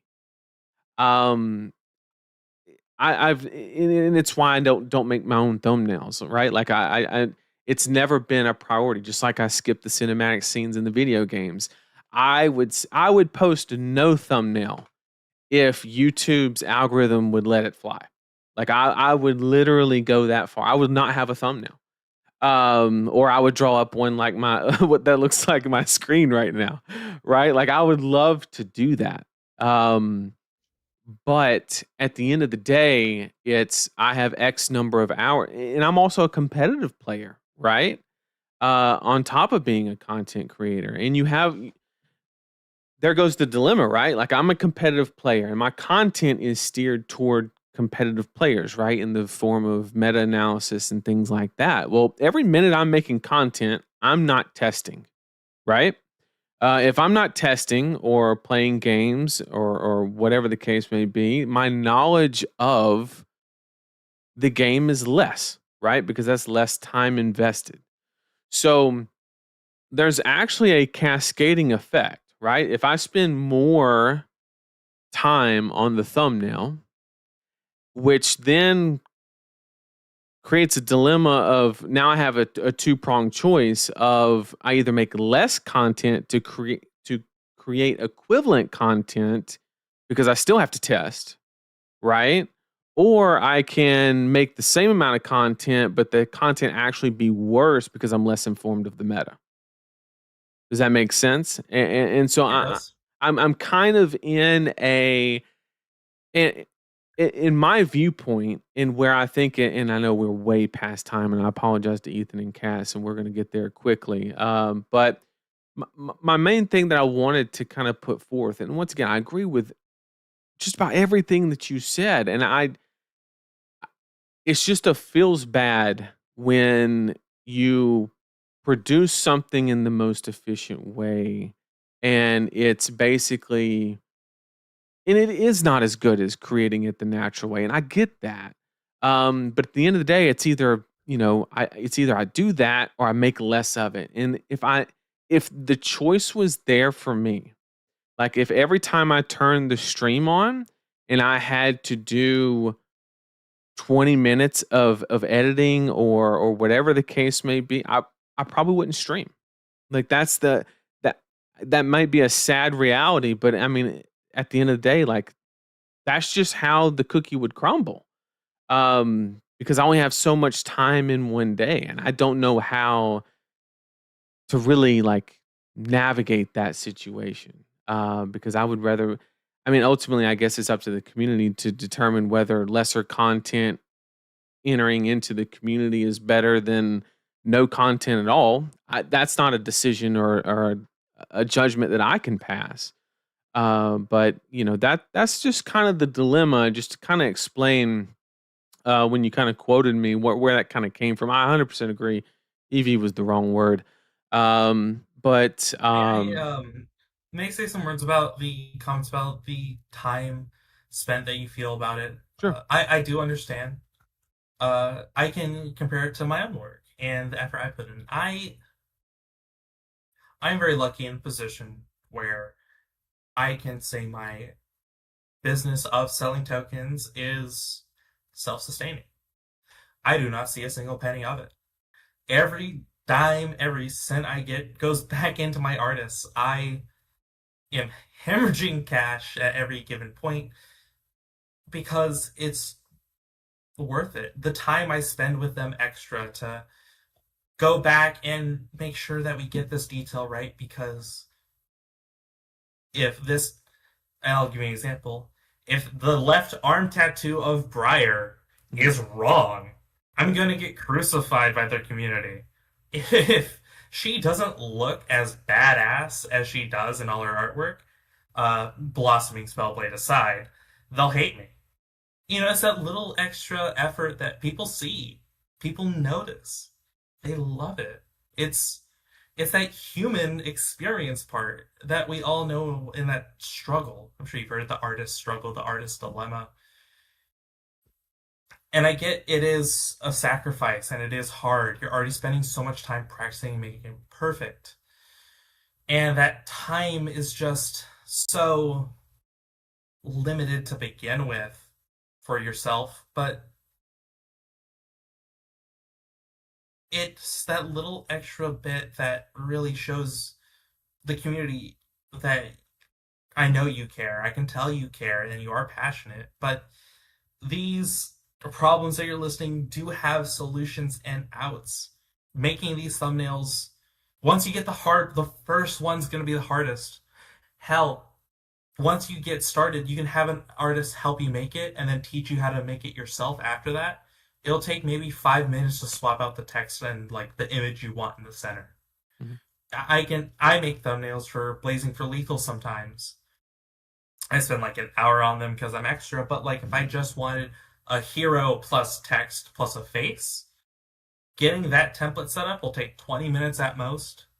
And you can have someone pay you to make it, pay someone $30 to make it real nice, teach you how to change it yourself for every stream, take you maybe 10 minutes at most. I could give you a repository of like hero cutouts. Aurora from Flesh and Blood graciously provided her own personal collection of these cutouts that she made herself for card art for creators to use. And I'm very thankful for that. It's going to be a great tool to give the community. And like, it's just that little bit extra spice, I don't want to say. The little extra, that one last skip of the stone in the water that people love. And like, it shows not that you aren't going to the finish line, but more so you're right there. You do care, you do love, but you just take that like scooter past that one little extra step. And there are people in our community, the community that you face, that you are the voice for in a lot of these topics, that want to help you. They'd love to. And I'm really sorry that they're so antagonistic instead of showing like the voices that are more antagonistic, that are calling you like uncalled for names. They're not, it's not right. There are voices there that are being like, I can teach you, I can help you, Sure. I want to help you. And I think paying them is probably just, in my mind, the right compensation for their work. They are putting in time and effort, and they're not asking a lot. Like I said, I look at your channel, maybe 3 uploads a month. That's like $30 total. Mm-hmm. Or like if they even get you started and then give you a template each month, that's like $10 plus 20 minutes of your time for every other thumbnail. For the live streams, 9 times out of 10, you're probably just changing out the hero or card art that's on there and the words on it. That's 5 minutes. And it's really, really a thing that you can be taught. And it gets fast over time. And it becomes not that extra hassle. You work yourself out of associating with a time dump, a waste of time, this scary mountain of a task to climb that you have to slog through every time you want to do something. And I sympathize with you when you're saying, if I had to do this one thing, I don't think I'd do this at all. I believe a change in mindset of, instead of seeing it as this hill that's taking your time, to instead approach it as this last punch through to show that you're trying really hard, even with all these things in your day-to-day, to go the extra mile, to show the community you are trying really hard. Especially after this. Sure. They will see that. They will notice that you care. You are trying. And it'll stand out so much. And it will mean a lot to them. Absolutely. And again, I apologize for the words that people have said and called you. You just gotta have thick skin in the world. I learned that a long time ago. Absolutely. So, but I want to thank you so much for coming on and taking the time to do all of that. I would love to give you the opportunity to let everybody know where they can find you. Any plugs you want to make? Yep. Absolutely. So I am not. I speaking of hiring people, I'm probably gonna have to hire a social media manager because every day I get yelled at that I need to start posting artwork more. I'm on Instagram at the Opus Arts. I'm on Blue Sky as Opus Arts, and then my website is opusarts.studio. It's currently down right now as I am not at my home. I am traveling for work. I will be back this Friday with new three-piece Aurora tokens featuring Flow, Embodiment of Lightning, and Rune Chant, art by Ren Gomos. This is probably our most impressive project yet. We'll also be having a playmat with it. Hamal from Hammurabi TCG, I'm sure you're familiar with him, helped me with this project. We collaborated on it. And then I'd also like to shout out Ren Gomos, Musubi, Sober Frog, Baller, Ant Revamp, Winoji, Jeffrey K, Celestial, Vesamira, Nico Avila, Franken Lima, R Neophyte, Kuba, and Oxyon. They're all my artists that I work with, and without them, I wouldn't be here. And thank you for having me.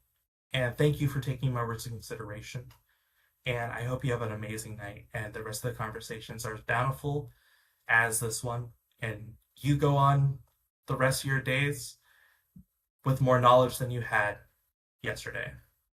Sounds good. Thank you. Thank you so much. You can take care, all right? All right, everybody. Now we're going to move in. We're going to go ahead and move in Ethan to see if I can get this right. There we go. What's going on, Ethan? I just got to change some of the. I got to change the name. Hello, hello. Yeah. How do I turn my webcam? There we go. All How's right. it going? So, you are our next guest, obviously. I apologize for the delay. That one got a little long-winded, but for good. I think there was a lot of good stuff kind of mentioned. So the story kind of originated with us too, in its kind of genesis, if you will. And I think we were the ones that were kind of going back and forth a little bit on the original Twitter post that kind of started the discussion. And it seemed that your main interest revolved around a lot of the environmental aspects of AI. And just I wanted to bring you on, just kind of discuss it. And obviously we don't know each other, so I want to give you the opportunity to kind of introduce yourself, what you're about, your interactions with Flesh and Blood. Go for it. Sure, yeah. Well, I love arguing with people online. Who doesn't? So I think that's the only way anybody in the chat might know me is if I argued with them in purple at some point. Okay. But I started playing with Rosetta. I played basically exclusively Verdants. And with why I care about environmental stuff so much is that I'm from Vancouver Island, which is like the hippie island of Canada. Okay. People here love anything environmental. I think it's the only place in the country that votes for Green Party like every single time they can. That's just something I've been kind of raised with, I guess. Thanks for having me on. Yeah, absolutely. And this one is not going to be as formatted or formal. We're just going to have a back and forth conversation, answer questions, share viewpoints, and just kind of go with that. So a little bit of background about me is I have a background in mechanical engineering, mainly like what I kind of specialize in is HVAC systems, right? Which is unironically the main source of the environmental impact regarding data centers, because the chips burn hot, you have to cool them down, right? So I do have extensive knowledge in regards to that, and I was a meteorologist for about 7 years Mhm. prior to that. So I know all about climate change, the impact there. So I got a lot of knowledge on both sides, and I just want to Perfect. kind of understand where things kind of land in regards to the environmental impacts of data centers. Let me give a little bit of background to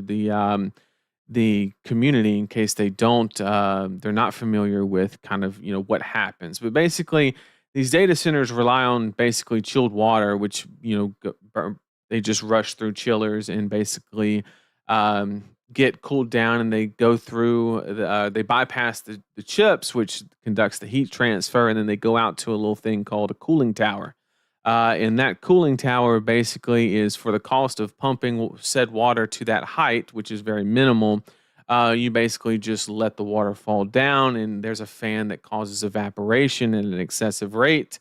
And you basically get quote unquote free cooling to an extent by using at the cost of you have to then induce makeup water to make up what actually evaporated.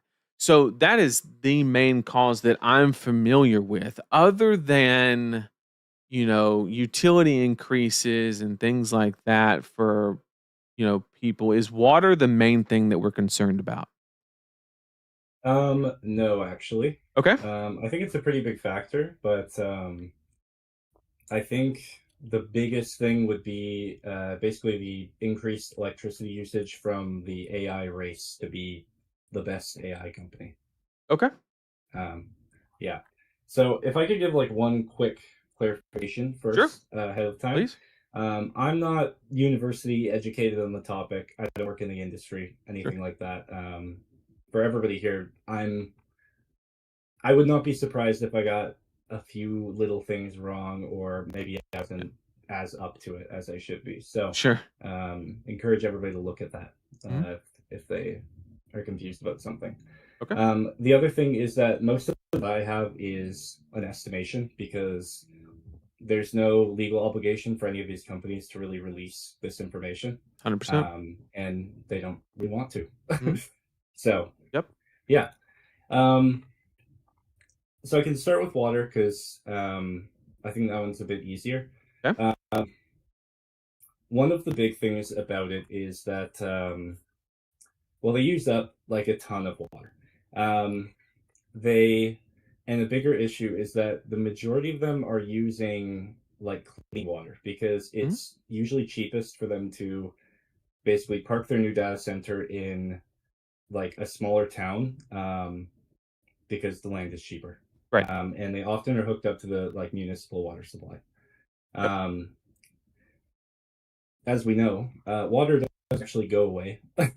So the actual issue with it is, one, that it takes more energy to clean it again, Mhm. and two is that while water is not leaving the planet, it does leave local supplies. And when you have, say, a small town living off of a certain river's water or a lake or something that they kind of clean and reuse, when you add a data center that uses, the largest ones can use up to like the amount of water that 50,000 people would drink. Mhm.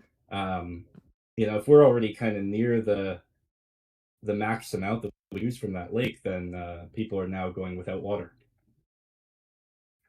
Absolutely. Um, Just real quick. So I yeah. 100% agree with you, right? Like, typically the data centers rely on existing infrastructure in regards to the grid, so they can't go too Mhm. far out where there's nothing. Like they can't just put one in the desert, Oh right? yeah, It doesn't really absolutely. make sense. They have to have that pre-existing infrastructure. So they basically build them close enough to where it's inconvenient. So my main kind of situation that I have to like overcome, and this is just the Mhm. way my brain kind of works, is I hypothetically, if Yeah. the data center was just put in it tapped into a well that nobody else used, just them, would we still have a problem? No. Okay, so Outside of what I would I would say because a lot of these are powered with fossil fuels, it's Sure, an sure, and issue we'll there. get But to assuming the the power is electricity. renewable, Yeah, yeah. and they're not taking water from, I don't care. No. Okay. So, so I the, yeah. so the ethical dilemma is basically impacting other people's water resources, right? It's not. When it comes to water, yeah, Yeah, definitely. yeah. It's not using the water. It's using other people's water and then them struggling to get it. Yeah. And my main, and once again, this is just where my mind's kind of going, is that Mhm. seems to me anyway that seems like a zoning issue, not necessarily an AI issue, right? Because if I'm the local governmental entity, which it's different everywhere you go, but typically I'm speaking for the U.S. I don't know Mhm. governmental structure in Canada or whatever, but like Yeah. our county slash city uh, council is the one that would approve the zoning for a data center, right? They would say, okay, you are approved to develop the land in this area, right? So hypothetically, I like to lean toward that that's the issue, that those are the people that should be held accountable. Because, like you mentioned, if we just moved it farther out, then that kind of solves a lot of the problems in regards to the water consumption. Now, somebody's going to very easily say, well, there's no electricity out there. Well, make them pay for it. Make them build the infrastructure, right? Like, the Mhm. whole reason that they want to build closer is they're lobbying the city council and getting these zoning approvals. We all know what's happening, right? Mhm. Uh, we know how this whole Yeah. game works. And so I just feel like the issue just isn't AI. It's just corrupt government. Oh, and yeah, I'd agree, like fully. The reason I bring it up as an AI issue, Okay. is just because I would say that for people using it, we all know this, and by using it, and you are both supporting it and spreading it, and so it's kind of encouraging what is going on. Like neither of us can say that, oh, I didn't know. Like we knew exactly what was happening. Of We knew course. it was bad. We Yep. knew it was harmful. Of course. But if we're still using it, then I mean, we're directly supporting that. Okay. So I don't have an issue with AI conceptually at all, if done ethically. Mhm. I have some things with the art theft. I agree that on those points, but that isn't like a measurable impact. So I don't really focus on it as much. Sure. Whereas the environmental stuff more is. But yeah, I would totally agree with you, in that it is a legislative issue, um, and it's more just yeah, I would that would be like the solution. The solution is not to tell every individual person to stop using AI. Mhm. That's not realistic. That's not going to happen. Sure. But I would say on an individual level, people can choose to not support it because they know it's harmful.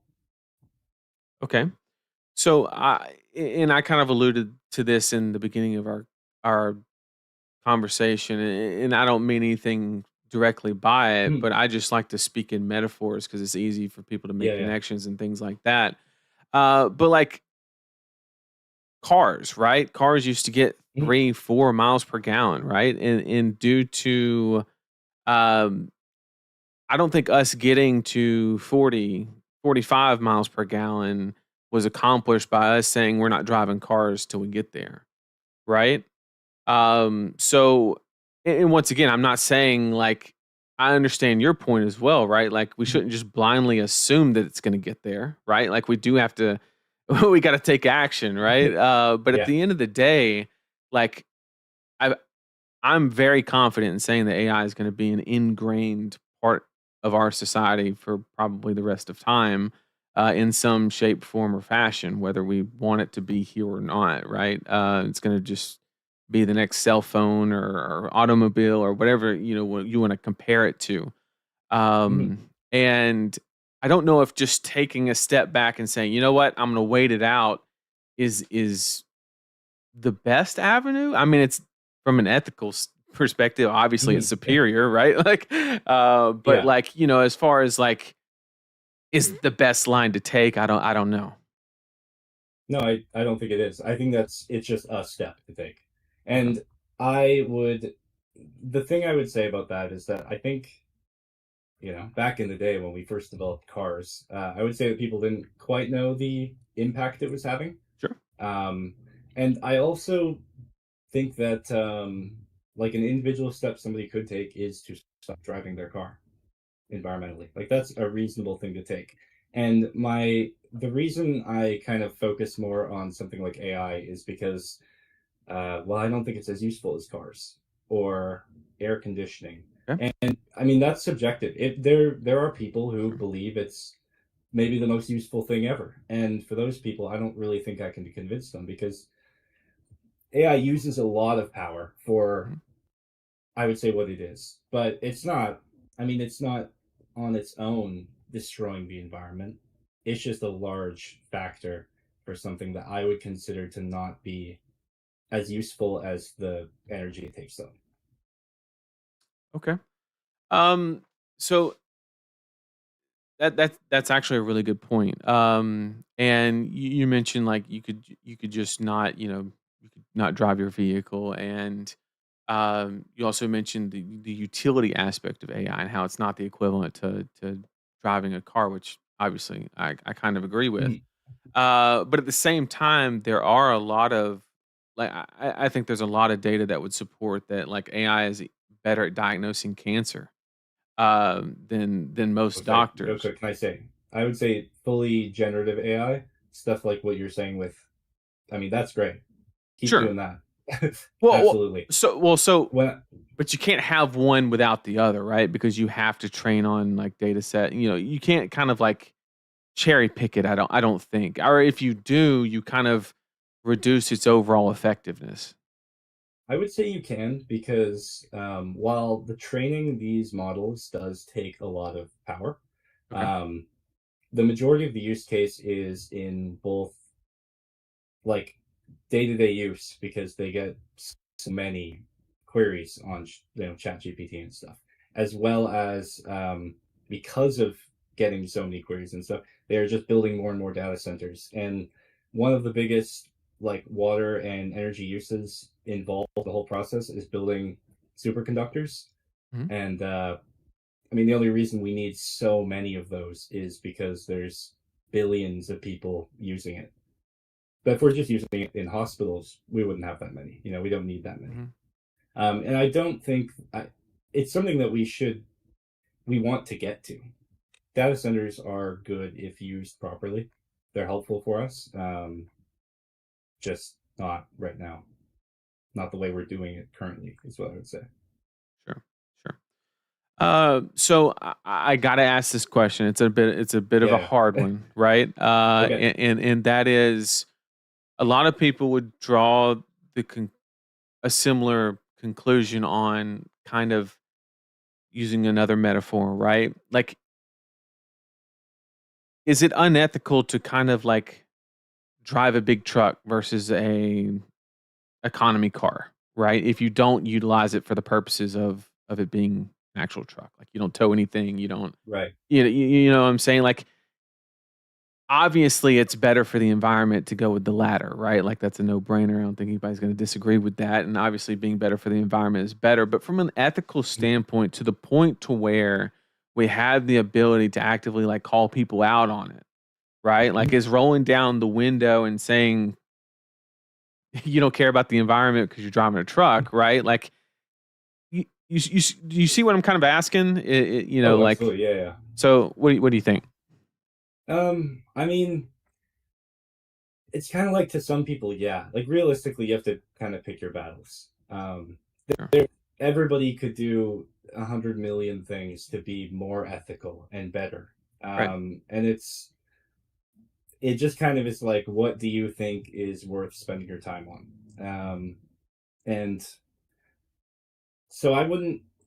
I mean, my kind of, I guess, more extreme in quotes views on AI is more just because I also think that the current use cases of it for the individual person are like pretty useless. Okay. There's some professional use cases that are very valuable. average person is using it for a bad Google search. Um, I would say. Sure. And so I would pick that battle because I'm like, I think it's an easy thing to change, an Yeah. easy thing to I guess be better on. Um, but I mean, yeah, like you could, some people I'm sure do make it a big deal to call out people in their big trucks who aren't using them for truck purposes. Sure. Um, yeah. Okay. So let's migrate the conversation into kind of what you were more kind of alluding to, and that is, I think we've covered water pretty well, right? Like, Yeah. we easily agreed that like as long as you're not using anybody else's water, like we're good. As long as Yeah. Yeah. So let's talk about the power aspect of it now. Okay. It's actually really interesting because my state personally does it, which is the state of Alabama, is Hmm. very interesting kind of how they handled the approach. So, just a background on it. My state is considered regulated, which means you can only buy your electricity from one company. That's it. Okay. There's no competition. It's like, do you want power or do you not? It's like that simple. Yeah. So, and what they did was they said, okay, if you're going to build a data center, we're going to slap you with a label called a high user, right? Hmm. And you're responsible for any cost incurred to the area due to your electricity consumption. Yeah. Is that acceptable? Is it not? What are your thoughts? I'd say yes to the degree that everything that we currently do is. In that, I think that generally we probably aren't as good uh, climate change wise as we should be in pretty much any area. But I mean, that sounds like a fair way to kind of like level the field with everything else.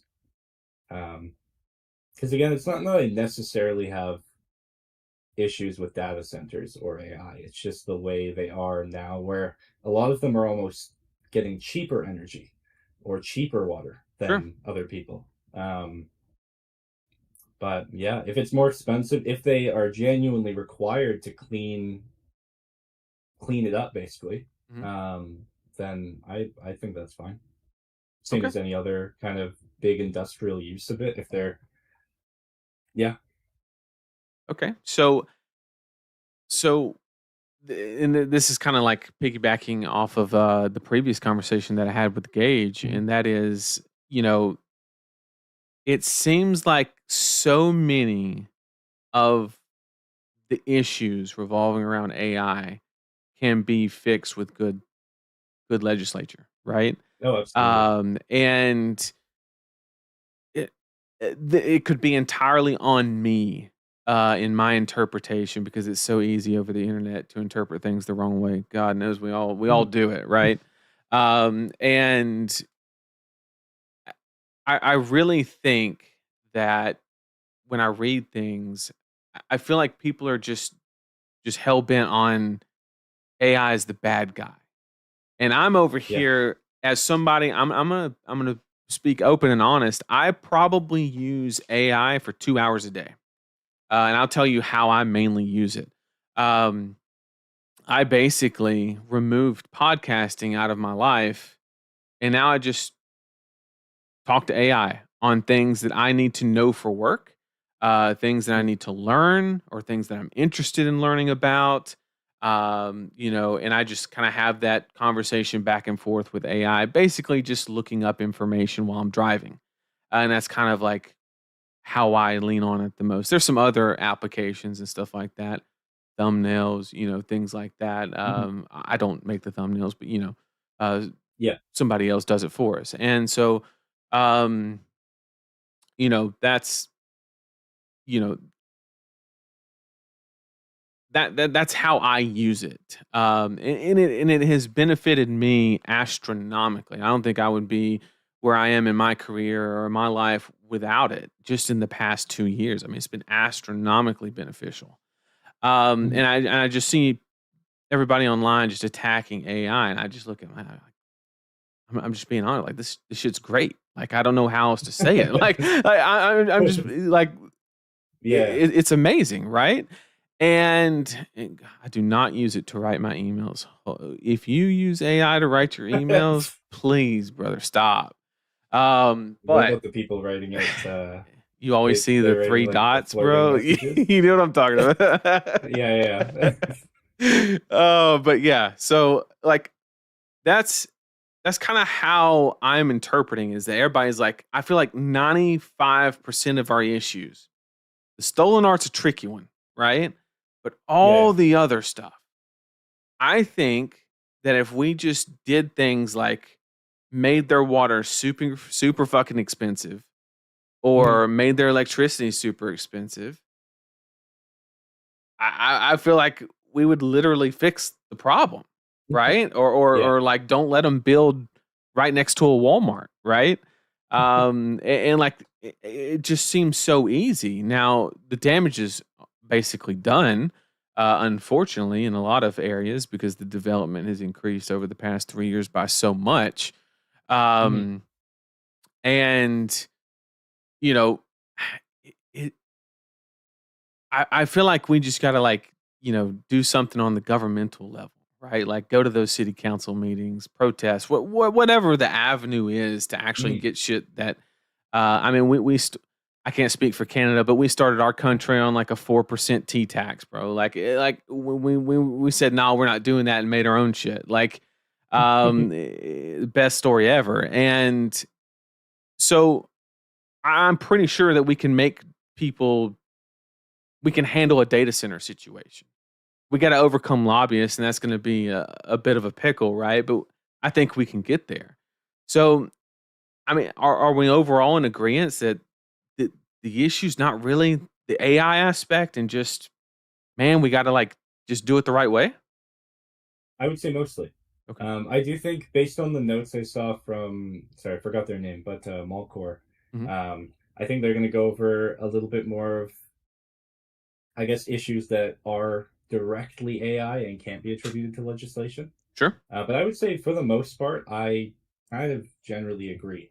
And it's more my idea is just that if we, if all of us are aware of the problems, then we can't really. I don't think it's reasonable to keep blaming legislative issues while using it. I do think it's important That's a fair point. do it, but Hmm. and you can't escape society. It's built into a lot of things. I wouldn't blame anybody um for using it a bit, really, because I mean, I personally don't, but where I work, I just don't need it. Like, there's Sure. no benefit for me. Okay. But yeah, I just think it's something to be aware of, and then I think every person just has to decide for themselves, like, okay, the thing I'm supporting is actively harmful in these ways. Am I okay, like, actively supporting that, basically? Okay. And I just personally think the answer should be no. Okay. But it's up to everybody else to decide for themselves, really.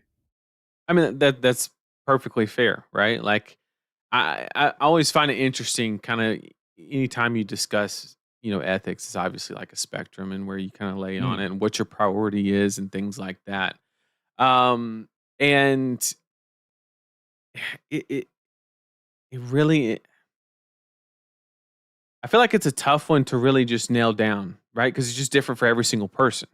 Uh, Mhm. some people, care a lot more than others, and how do you actually delineate, what is caring enough, right? Because there has to be a line, Mhm. right? Like there has to be like, okay, this person's doing enough, right? Because you can never. Yeah.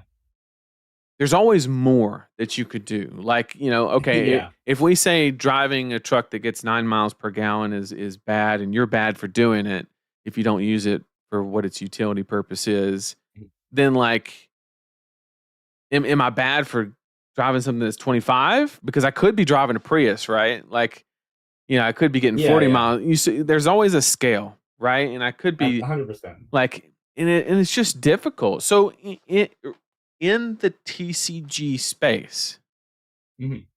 where's that line? Where do we where do we draw where is the 19 miles per gallon is okay? Where is the, you need to be driving an electric car or get the hell out kind of situation, which my opinion, electric car is not good for the environment, but it is what it is. Mhm. But yeah, like where's that line?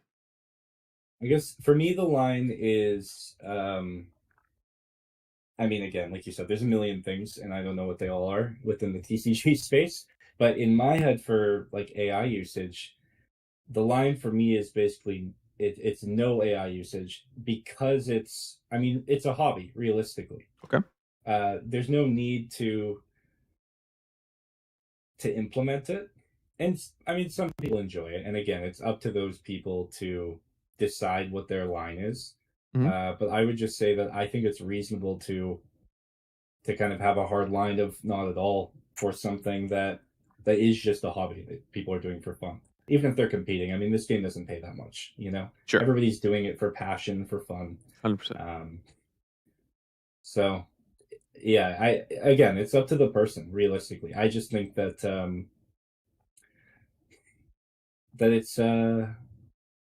it should, I'd say, for people who know the info and they know that it's harmful, and I mean they believe in climate change, they it should maybe irk them a little bit to use it. That's all it is, really.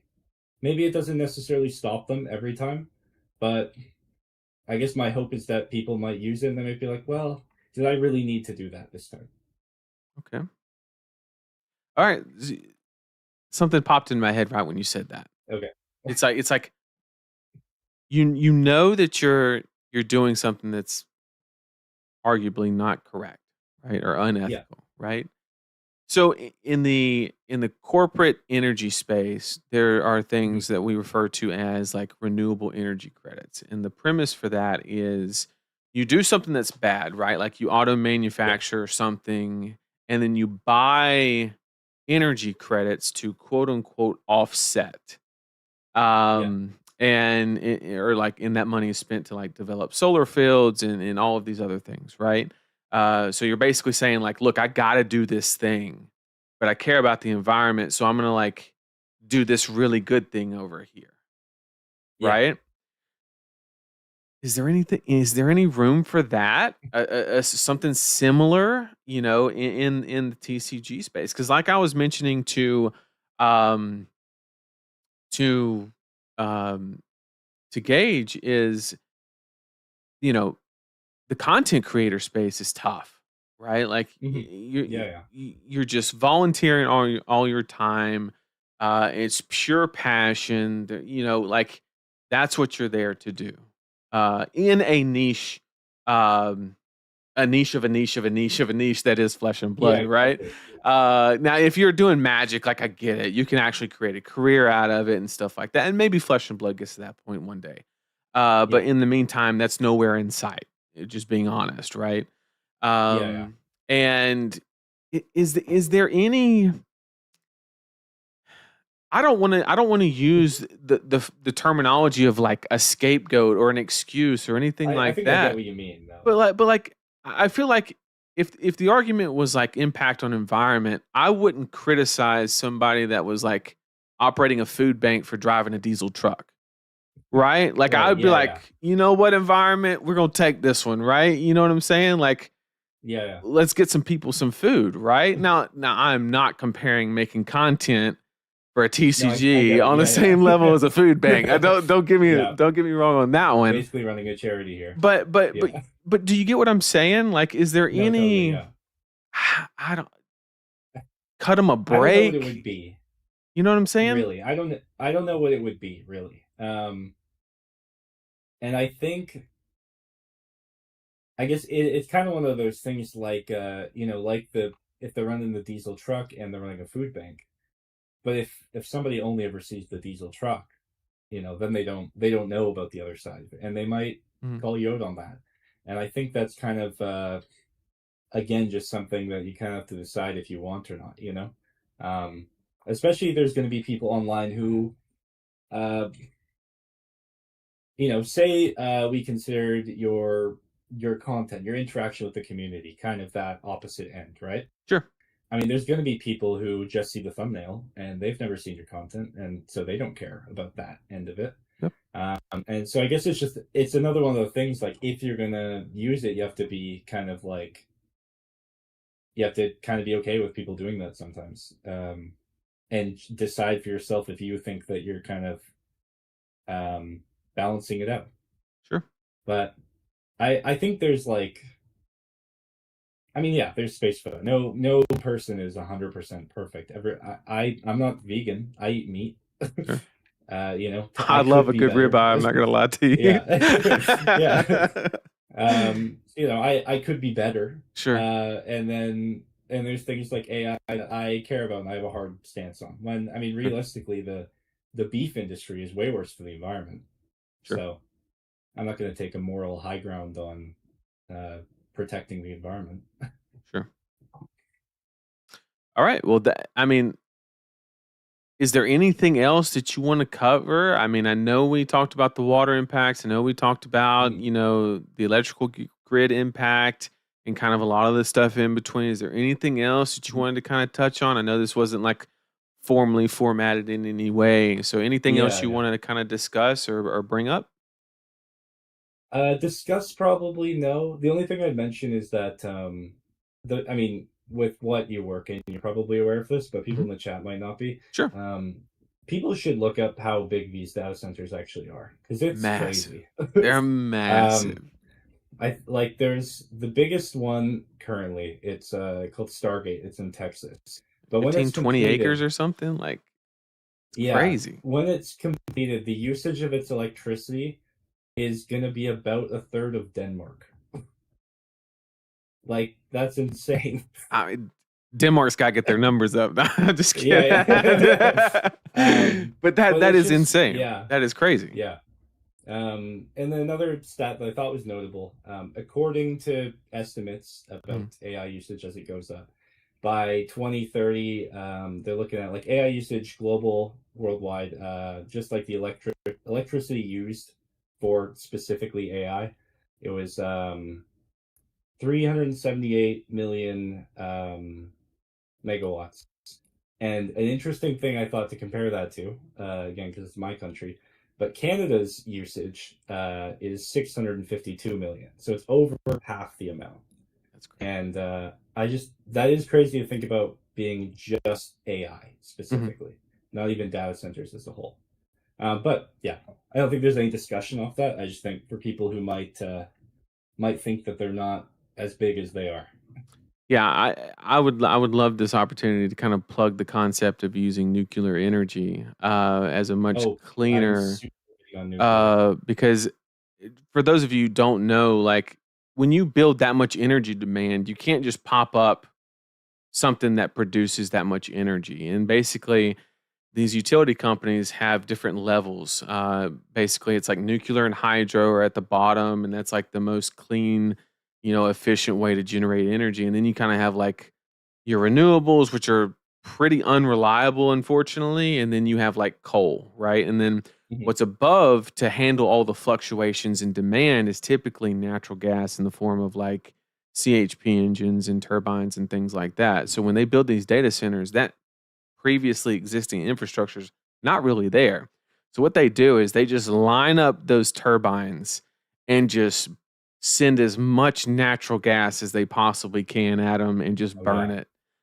Because that's the only way you can get the power. Like, the grid cannot handle it. So they just have to generate it almost on site like that.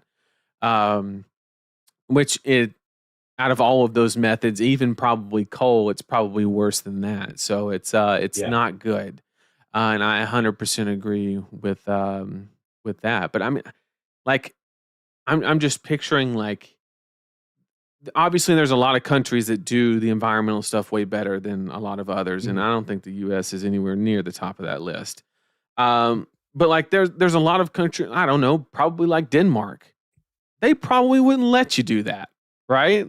Like, even if you wanted to. Legislative issue. Right. And so that kind of circles back to, like, I mean, I think we can just solve a lot of these issues with that. And of course, that takes mobilization, that takes action, that takes all these different things. But just, you know, the main point that I wanted to, you know, kind of convey is, I think that there's a good way to do it.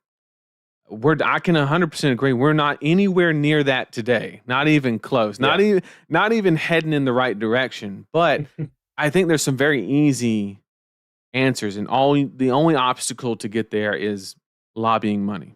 That is literally the only obstacle you have to overcome, which is a hard one, but it's only one. So once again, I wanted to thank you so much for hopping on and taking the time to do this. I really do appreciate it. Just hearing the different perspective. And I have always been an advocate on my streams. I don't know if you've seen any of them, but I've always preached. I watched a bunch. Yeah, and I've always preached that I appreciate differing opinions, no matter what they are. Just because I think that you find growth in people that you disagree with, not with people that you agree with. So I appreciate you sharing your ideas and arguing on Twitter and all of those things, because I think as naive as some of it can seem, I think it's important, because if we just like say something, everybody just stands up and claps, like we're not going anywhere, right? Like we're just stuck where we're at. Like there's no, so I just want to say that I appreciate it. I really do. And I just want to give you an opportunity. If there's anything you want to plug, say, go for it. Feel free. Ooh, nothing to plug really. Where can they find you to argue with you? Social media. Oh, purple. Come to Vern's chat. That's right. Come to Vern's chat and tell me. I don't know, that Florian was like favored into Verdance at one point. There you go. I'll argue to the death. There you go. Yeah, thanks for having me on. Absolutely. Thank you so much again. And I'll catch you next time. All right. All right. See you later. Take care. All right. So that is 2 guests down. And once again, shout out to Ethan. Thank you so much for coming on. I know I did a lot of the talking on that one. I just happen to know a lot about, those different aspects of the environmental impacts. And so now we're going to steer it back into artists, ethics, normalization, things like that. And I'm going to bring in Cass right now. And I'm going to tell a little bit of context. Hey, how you doing, Cass? I'm going to tell a little bit of context on kind of why Cass specifically is here. If I can get my camera to work there. Oh my goodness, it swapped us. Oh, did it? Strange. We look so similar. We have the same glasses. Yeah. What is happening? Oh no. Wait, I can fix this. I know how to fix it. I'm watching on a delay on the other screen, so I'll find out afterwards. Well, your picture is my picture, and my picture is your picture. But I'm just going to I'm going to channel my inner Ethan, and I'm going to figure this out. Look at that. Huh. You got that real time. I still got to change the name because you're not Ethan, but one step at a time. We're getting there. One step at a time. Yes. So I did want to kind of just mention kind of like how we got here. So there was obviously the discussion in the Purple Discord and all of those things. And to be honest, you're probably the only person that I just really appreciated not only what you said, but how you said it. I thought it was you communicated it really well. It wasn't just just you know what I'm saying. So yes, and so I just really appreciated that. So when I decided to do this stream, I thought it was just a no-brainer, right? Like if you're willing to do that from the get-go, it can be nothing but good. And so we ended up kind of dividing the topics, and your topic was kind of the more ethical aspect of it. And we have kind of touched on it a little bit in the other 2 guests. And I'm kind of looking to dive a little bit deeper here with you. And I, you know, I just really want to kind of dive into those things. And obviously, we have not met each other. So as much as I would love to introduce you, I'm going to let you handle that yourself because I would love to get to know you. Absolutely. So my name is Cass. Hopefully my audio is okay. My headset broke last night, so I had You're to run good. to Walmart and get a new one, and I just set up this mic instead. So my name is Cass. I am not an expert in LLMs by any means. Professionally, I'm a teacher, and so my perspective on things is more from the stance of an educator than it is of somebody who kind of works the back end of these things. Not so much the technical aspects, but more what I see the impacts of it. More what I see as the impacts of it on people and the way they interact with each other. And so when I talk about coming at it from an ethical framework, I'm not like a philosophy major. I'm not like an ethics major or anything like that. But it's more from a perspective of I've just noticed that a lot of what is afflicting society right now, I think, is reflected in the way that we talk about AI and the way that a lot of people are using AI. And so I want to talk about that with you today. I'm also not a visual artist, so I was really glad that Opus Arts Duradark Gage, that was his name. The Gage got to talk first because he has the actual like visual art perspective on it. I'm a musician, got my rack guitars there, Awesome. And so I have like musician-based opinions about the different ways that Gen AI is used. But yeah, that's my background. Okay. One go more ahead. thing I have to slightly brag because prior to this, I am also kind of attempting to be a content creator, and I will be the first to admit this. It's very hard, and you're much better at it than I am. I appreciate but I have no worries. I have a YouTube channel called Blood Rot Talks with my best friend that we've made a few videos on. But then, like you said, life gets in the way, and life is very time consuming, and I myself have just had to kind of leave that kind of content creation on the back shelf as a focus on other stuff. So I'm very sympathetic to that.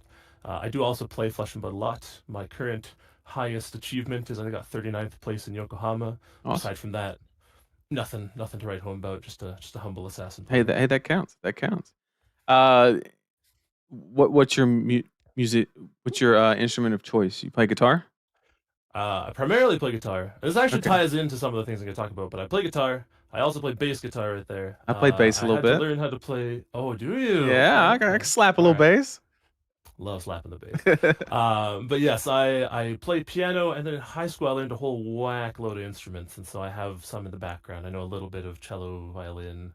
I've played upright bass, all sorts of stuff. So music is the thing I care about the most, in addition to Flesh and Blood. Sure.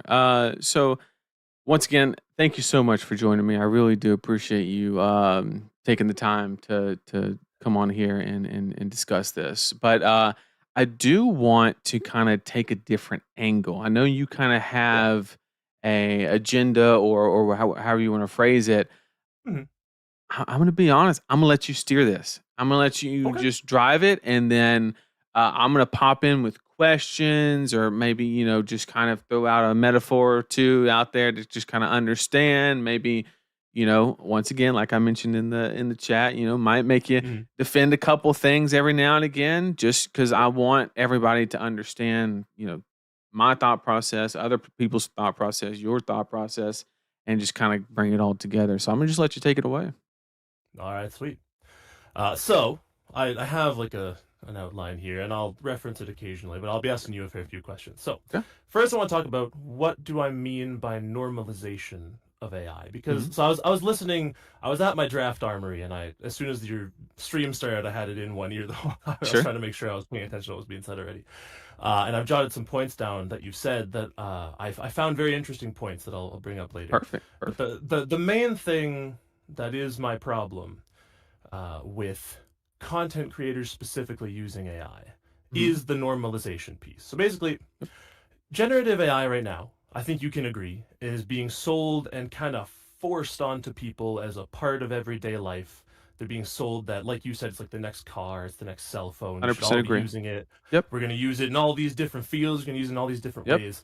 But the reason that we're all saying generative AI in this conversation is because we're trying to talk about a very specific kind of AI, right? Sure. The kind of AI that I have my main qualms with is generative AI, the kind that is generating images, generating videos, generating music, Sure. and even generating novels, stuff like that. You know, language models themselves aren't necessarily innocent of this. And so when we're talking about normalization, it's kind of that all these different types of AI-based content are being lumped into the same thing. And I find that we're not really having a proper argument about it. I think a lot of people have just decided that they're pro AI, and a lot of people have decided they're anti AI, and they hop into chat. And earlier today, while I was watching the stream, I see somebody verbatim, just like, I just think it's weird that people are making such a big deal about this issue. And it's like he come into a stream of people talking about this issue, and they're not actually there to listen to what's being said, right? From either of us. They already have their stance. They're already gonna...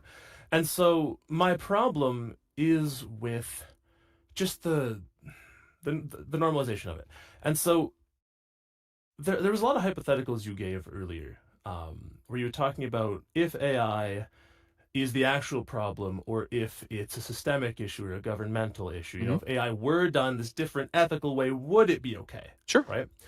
And in a perfect world where we could do that, I would agree. You know, if we could find ways that eliminate all these ethical considerations, sure. If there was a machine that did these things for us, that'd be great.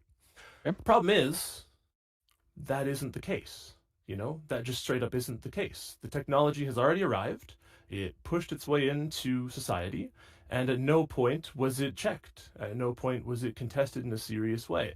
Sure. And something you said earlier is that the issue isn't AI, it's corrupt government. But how would you define government corruption? Not in a big way, but like, what did you mean by that? What is the corruption in the government that's causing that problem? People influencing politics via dollar bills. Yeah, absolutely, right? Yeah.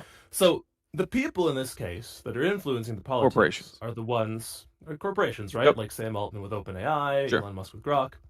Literally, you have people in AI being buddies with the president of y'all's country. I'm from Canada. But even in my country right now, you know, I thought that Mark Carney seemed very promising, and now he's rolling out this huge AI for Canada thing. Sure. And I have my qualms with it, right? Okay.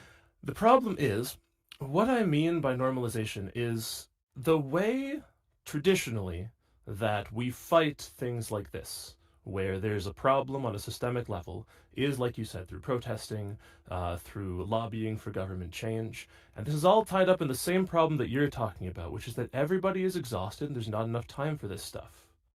And every single time that we make these considerations, we're like, well, I could take my day to go test Flesh and Blood, or I could go to City Hall, I could talk to my local representative, try and get them to change something. And feasibly, it just does not happen. A tough proposition. Yeah. Yeah. And I think, and I really don't want to go too long, because I know like this is already a longer stream than we were planning. But all of these issues are kind of tangled into each other, and it's kind of hard to untangle it. But basically, when we use these things in novel ways as content creators, right? Like you've said, it is like something you do of your own volition, but you do have a pretty large audience. You got like 20-something thousand subscribers. And so when you, as a content creator, are using AI, and you're using AI image generation for your thumbnails, I think you would agree that at least a percentage of impressionable audience members who are watching this with their limited free time and supporting your channel are then thinking, it's okay. They used, it's okay, right? And so on a micro level, you know, that happens. On a macro level, these companies have super PACs that lobby the government. They have algorithms that create fake bots online, use the technology to push for more AI. It is so aggressively being pushed as the next big thing, but it just happened. Like, it just happened. And at no point did anybody really do much about it. And, you know, like you, when AI first came out, I started using it when I first found out it was a thing. I was in teachers college, and all my classmates were like, dude, we have to do lesson plans. We can just ask AI to do it. And I was like, oh, sweet. That sounds sick. Okay, let me try that. Where's that? That's neat. I'm a fan of sci-fi. You know, Yeah. I'll give it a try, and I used it a couple times, and I really felt weird after it, and I couldn't really place why at the time.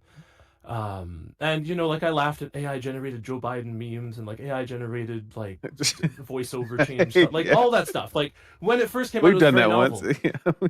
Yeah, absolutely. Uh, and so it started as just this novel thing, right? It started as just this neat little thing. It's like, oh, this will just make your life a little easier. Oh, it can do all this. But then by the time we found out all the problems with it, everybody was already using it. Everybody was already hooked into it.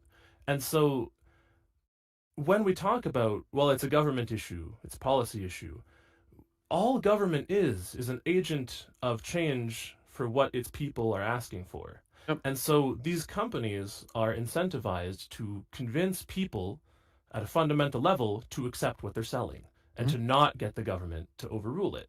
And so the more we use it, while it's not okay, the more we don't actually protest its use, none of this will change.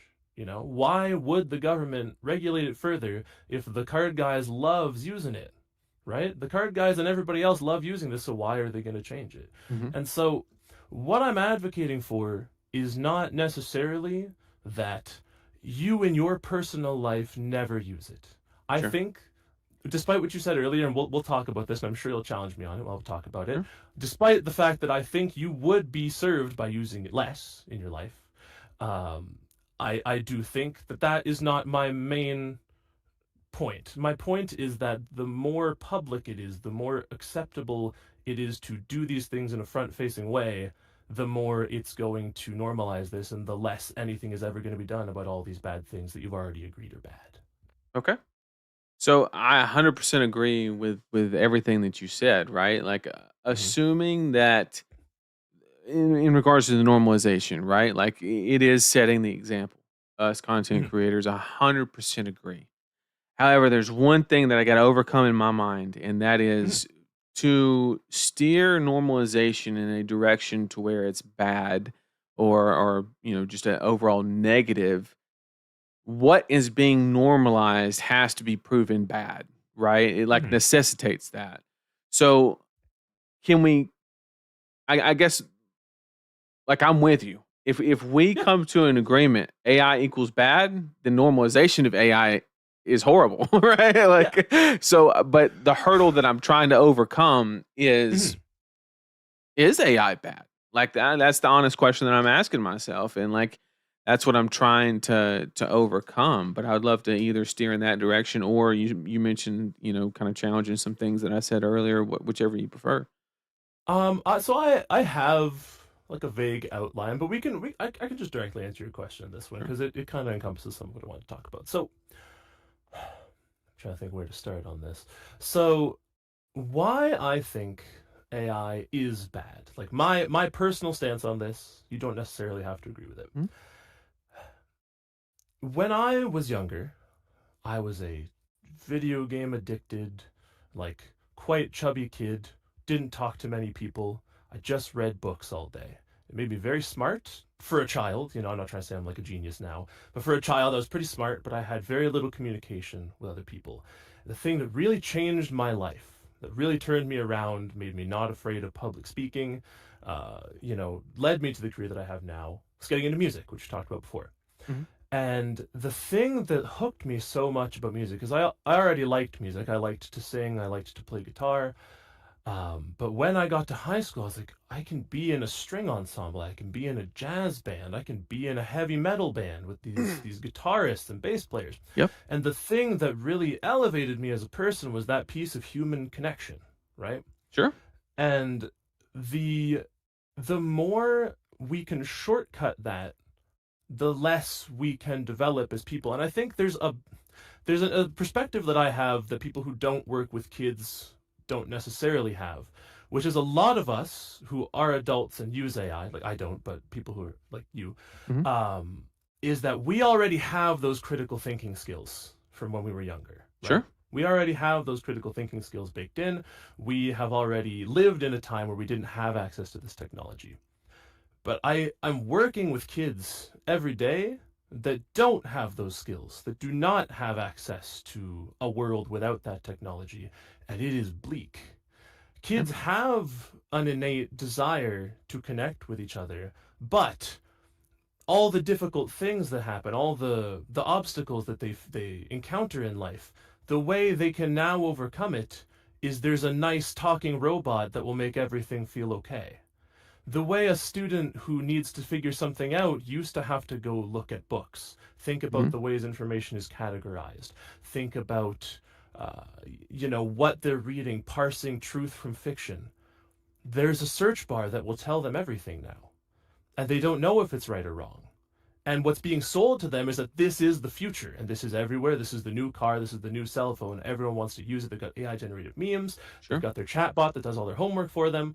And we are enabling this by continuing to fund the software, right? Right. Fundamentally, like you said, if we agree that AI is bad and it has implications on the future of humanity, then the normalization of it is bad. That is, to me, a big part of why it's bad. I do also think that even adults with those critical thinking skills are underestimating the ways that it's separating them from the world in some ways. So, for example, I'm going to talk a little bit about what you said to Gage earlier. Mm-hmm. You said you're not someone who really connects with art, right? You skipped cinematic cutscenes, video games. Yep. Right. I think obviously there are some people who just kind of have this innate connection to certain types of art, right? Mm-hmm. But I myself was not super enthralled with visual art when I was younger. Again, I thought it was cool. I got really excited when I would play a video game and there was some really cool thing happening. Like I'd get pretty excited. I'd try to draw some stuff occasionally, but I was never any good at it. But I met visual artists, and my fiance is an artist, and I learned from them why it's so good and what there is to appreciate about it. A particular moment for me is, and I'm sure you've seen this a lot on the internet. You'll see these posts about modern art, right? Where they're like, "Well, this person just dumped some paint on a canvas. I could have done that. It would have made millions of dollars, right?" Yeah. There is a painting that draws this criticism a lot called "Voice of Fire," and I won't like pull up a visual, but basically, it's a great big canvas, and it's got 2 black stripes on the outside, and it's got a big reddish orange stripe on the middle. Okay. And it's worth a lot. And I never got it because all I saw was a picture of it online, and it just looks like some bars. And then I went to the museum where it's housed, and I stood in front of it, and I saw the art physically, and I engaged with it as it was meant to be engaged with, and it was really impactful to me. And so the more that we take away those physical in-person moments of connection with art, the more that technology offers us this sort of haven away from the difficulties of life, this promise of efficiency and time saving, the less we have those moments where we're exposed to things that would lead to us liking those things, being connected to those things. Okay, so let's zoom in on a couple of things that you mentioned. The first one that I really want to zoom in because it kind of fascinated me, to be honest, is you mentioned the kids, right? In the development cycle of basically AI being a crutch, effectively. And somebody in chat actually mentioned that there's a correlation of usage of AI and cognitive decline, right? Mm-hmm. And so when you said that, the first thing that came to my mind was calculators, right? Before, arithmetic was a skill, then calculators came in and, kind of, there's no value of being able to do 12 times 27 in your head or, anything like that. So, I guess help me connect, because I would like to just jump into the assumption that maybe the same thing happens. Maybe the AI gets, this is scary as shit to say, but maybe it gets to the point to where we don't have to think, right? Like, and maybe we're in Idiocracy. Or that movie's hilarious, by the way. That's a phenomenal movie. I've watched it, but I've heard good things. Oh man, you got to watch it because I mean, it maybe that's how everything ends up, right?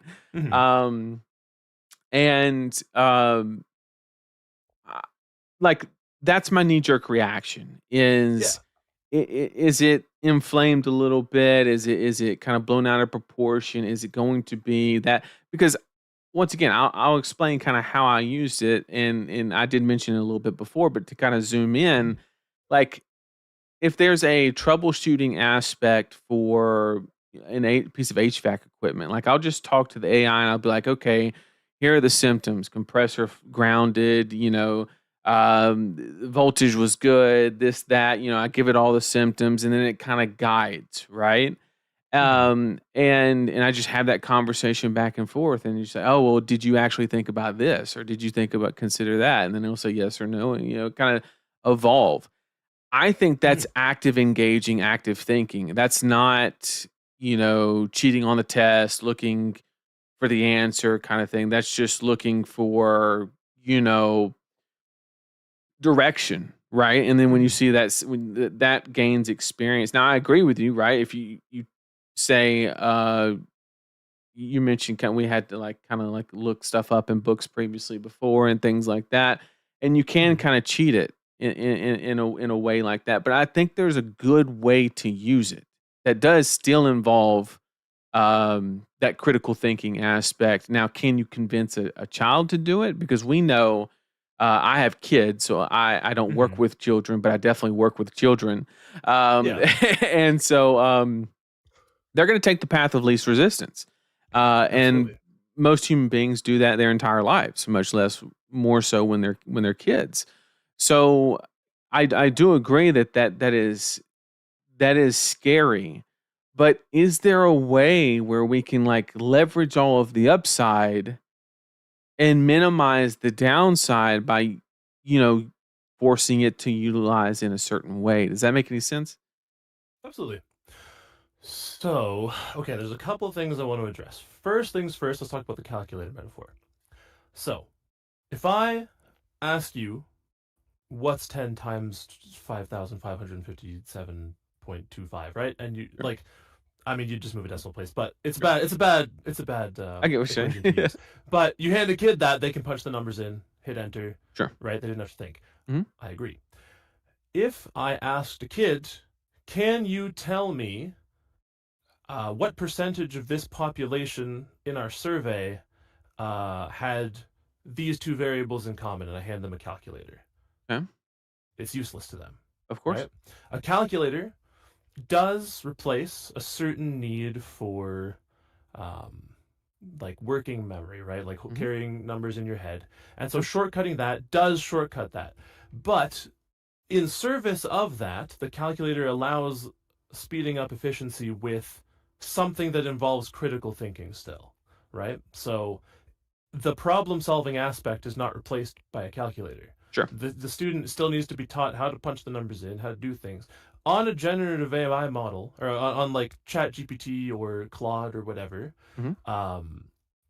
people talked about prompt engineering, and obviously when you get into coding and stuff like that, that is the case. But fundamentally, if I asked a kid that question, hey, can you compare these two variables in a data set, they would just verbatim punch in what I said in ChatGPT, and it would probably give them a passable answer that they could regurgitate to me.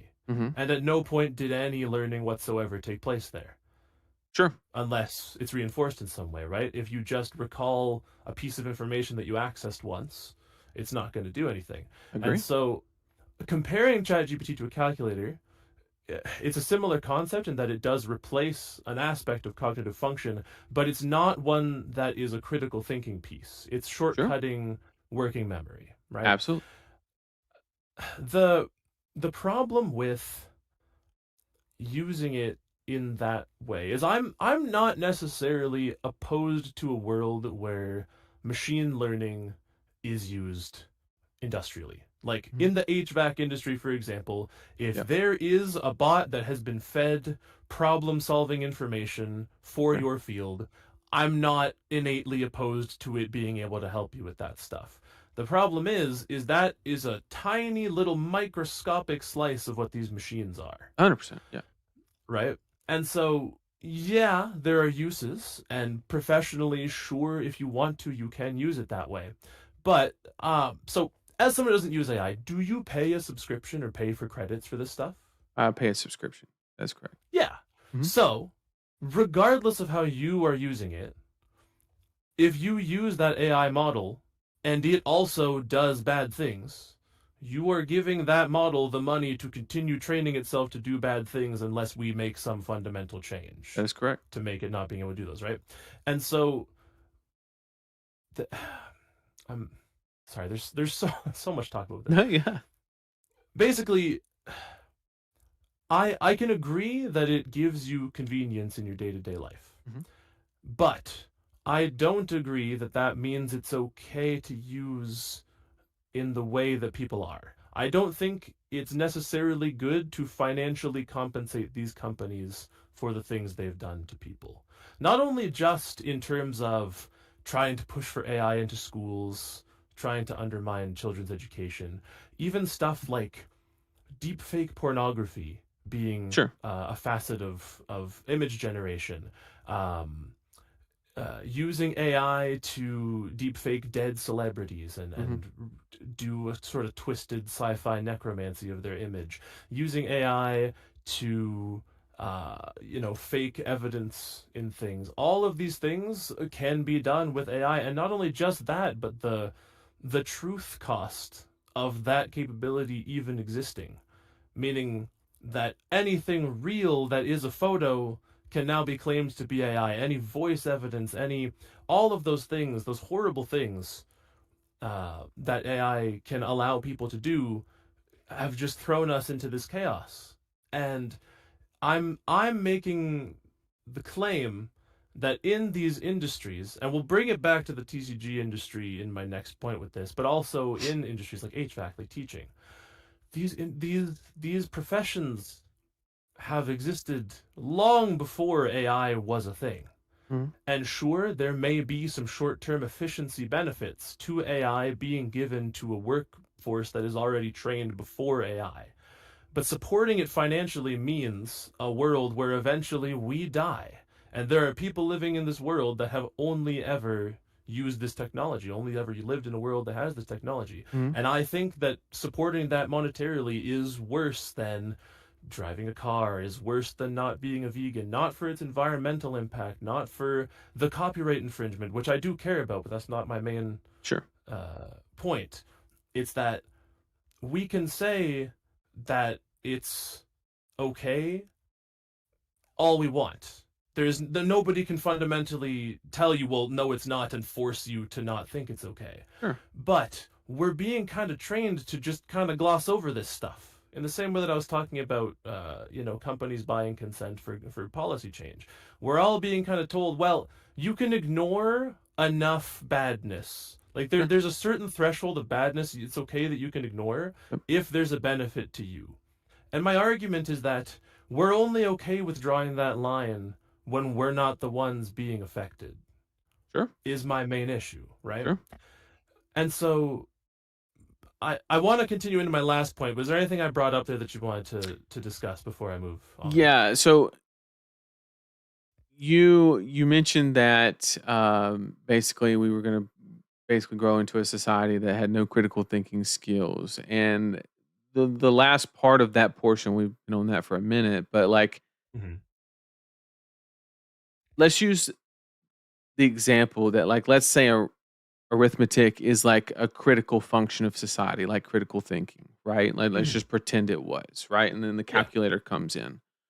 Why does the ethics of maintaining critical thinking skill rest on the manufacturer or creator of the calculator? Why can we not see it's a tool and say, we know what it does, we know what happens if we use it too much, and then use it responsibly, right? Like, I mean, you could even draw a parallel to, I don't know, maybe like alcohol, right? Like, if you abuse it, there's going to be repercussions, right? But like, I don't think there's anything wrong with just a night out having one or two. Like, I don't think it's that big of a deal, right? And so, like, that's true. So, like, you see what I'm saying? Like, I 100% agree. If there's generations that grow up on it, but why can't the responsibility rest on the parents, the teachers, to control the environment and not let them grow dependent on set? You know, that's why we when I went through school, like, you were limited on the calculators you could use, right? Yeah. You couldn't use I just want to scientific break ones down in what you're high saying. school. Sorry. You couldn't use, like, all these different things. So, like, the problem that I'm having to overcome in my mind is I don't see where the connection is, where it's the AI person's responsibility to maintain that standard. I don't know why we can't just have a responsible relationship with it. So that is an excellent question. Why is it the calculator manufacturer's problem? Why am I holding the calculator manufacturer responsible? So let's go with your metaphor. Sure. Let's say the calculator use is directly correlated to lower cognitive development, damaged social skills. If kids were using calculators to talk to fake versions of celebrities somehow, and that celebrity led them to suicide. Stuff like that. Let's say the calculator did all those bad things. What the calculator company did is not, they made the machine, they saw the negative effects, they handed it to the government, and were like, hey, can you guys dispense this? And the government was like, well, this could make you guys a lot of money, so we're not gonna regulate the calculator. What happened is, the calculator company saw all of those negative effects and knew about those negative effects, sold the calculators to enough people that they could build up enough capital, got investors involved to give them enough money. They went to the government and paid them millions of dollars to put these calculators in every classroom in America without talking about the negative effects. That's why it's the calculator manufacturer's fault. It is the government's fault also, but I'm saying they're partners in crime in this case. Government officials have been insider trading for as long as the stock market has been a thing, basically. Government officials being corrupt is nothing new. But the onus is on the people who are creating these calculators, because they're the ones who made the thing. Like, the government didn't make this. The government, unfortunately, ultimately every single person in government, unless they happen to be a really good grassroots level politician, is mainly interested in getting out of that government job with as much money in their 401k as possible, right? That's their number one priority. And so when the calculator company comes knocking and they're like, we have this machine that is going to make us all millions of dollars. And the government's like, hell yeah, that sounds great. And they ignore all those negative effects. Yes, it's the government's fault, but it is also still the calculator company's fault. If I, in my basement, created a machine where I could press it, and every time I did, I got 1% better at flesh and blood, but it also killed a baby somewhere, and I had never known the baby, right? And I invented that, and I sold it to the flesh and blood community. That would be my fault. Sure. That's my fault for seeing that this kills babies and still shipping it to people and still trying to sell it. And if the government didn't regulate me, yeah, that's their bad too. But fundamentally, I'm the one who did it. You know, you talked a lot about your love of math. I think that math is a beautiful thing. But the history of math is that math was most closely associated with philosophy, right? Aristotle, Pythagoras, they were philosophers and polymaths. Math was considered a way to understand the universe better. Yep. And philosophy was considered a way to also understand the universe better. And by comparing those things, we could learn a lot about the human condition, a lot about the universe. But what math is dangerously becoming now is a tool to make everyone money, because money is also math. I'm sure you've seen in STEM circles disincentivization of taking humanities classes. Like, you're forced to take That's one, correct. and everybody whines about it, right? Yep. Oh, I have to learn how to write an essay, Yep. right? And it's seen as a lesser thing. It's not seen as the companion to mathematics that it once was. Sure. And it is beautiful that math can be used to create something so complicated. Like, it is a feat of human invention, but it's also a horrible nightmare thing to realize about humanity, that they are capable of using math to do these twisted things to each other. And so I still have to hold that mathematician accountable. He can make something that's beautiful, but also disgusting and twisted. That's like the very nature of horror, We can find certain things beautiful, but they can still be very, very harmful. That's actually a really good point. That, and now it's clicking for me, because going back to the calculator metaphor, I was operating under the assumption that everybody knew it was bad. And that's not always the case, right? You have a lot of people Did you know it was bad when you first started using it? I mean, I didn't. AI, yes, because I had the pretense of a calculator, right? Like I was That's fair. always this is actually hilarious, but like in high school, I was that student that like never showed their work. I knew how to do it, and it was out of I'm just gonna be honest, I was just completely lazy. I had the Yeah. mental fortitude to just do it in my head. I was like, I'm just gonna do it that way. I don't care about writing Yeah. it down. And I knew, and the people around me leaned on calculators a lot, and I could see the impact. And I just carried that on in life to say, okay, I have this tool, and if I use it a bunch in a certain way, that's not a good thing. But I can't, to your point, I can't just make the assumption that everybody's going to walk into the situation with that knowledge. So there Yeah. has to be, I mean, going back, there's warning labels on alcohol. There's, stuff on cigarettes that says, hey, this is bad, So maybe, there's, right now there is no education on, it being bad and 100% with you.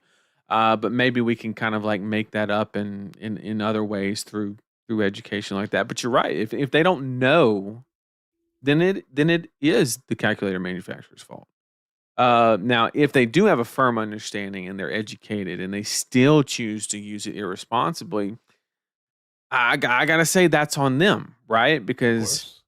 I don't want to sit there and like tell people how they can live their life, right? Like I'm not interested in really doing that. But like I 100% agree. Without the knowledge, I mean, you got a bulletproof point there. I got to agree with it. So, a couple things there. Education about this stuff is very important, but I'll be quite honest. Most teachers are using it for everything. Right. They're using it to generate their Absolutely. lesson plans. Yep. They're using it to generate the pictures. I have a coworker that when I was sharing an office with her, she would just be listening to AI generated French songs that she had generated to do the vocabulary. And I, being a musician, just had to grit my teeth and smile and just like, oh yeah, that's great, that's fantastic, Teachers don't understand this stuff either. It has been so normalized. It's so wrapped up in a pretty little bow that the teachers don't really get it either. Not most of them don't. You're right. And so who is going to educate it? You said you're not really interested in telling people how to live their lives. That's kind of my job. Unfortunately, telling kids, hey, you should probably live your life in this. Kids need it though. Yeah. They do, but unfortunately, so do adults sometimes. That's fair. Like, I'm sure you've seen the absolutely, I try not to swear too much, but batshit insane ways that people talk to each other online about the card game that we play. It's disgusting. Sure. It's disgusting, right? And every single time that I have spoken up about this, I will have people say crazy stuff to me. Yeah. Like big names in Flesh and Blood have personally insulted me. Sure. And called me like a white knighting pipsqueak and like all this crazy stuff. Like they've never met me. And I told the guy who was saying that, I was like you just wouldn't say this to me in person. Like, why are you saying this to me right now? He was like, yes, I absolutely would. No, they would not. Nobody talks to each other like that in person. Right. If you and I happened upon each other on the wrong end of a different argument online, I'm sure we would be trading cynical remarks back and forth about something or other. Yep. And it's because we all think that our perspective is the one that is worth sharing with people, right? And so it is kind of my drive to change how people think. And, I've held a lot of problematic beliefs in my lifetime and had them challenged by people and learned from it. And, so often when I speak up about this stuff, when I see other people speak up about it, there's all these people that are just like, oh, well, why are we making a big deal out of it? Why are you making a big deal out of it? Like, and it's just kind of this militant apathy, like this, oh, I'm above this. Like, I care about more important things, like complaining about assassin cards than I do about, like, societal I love change, doing that.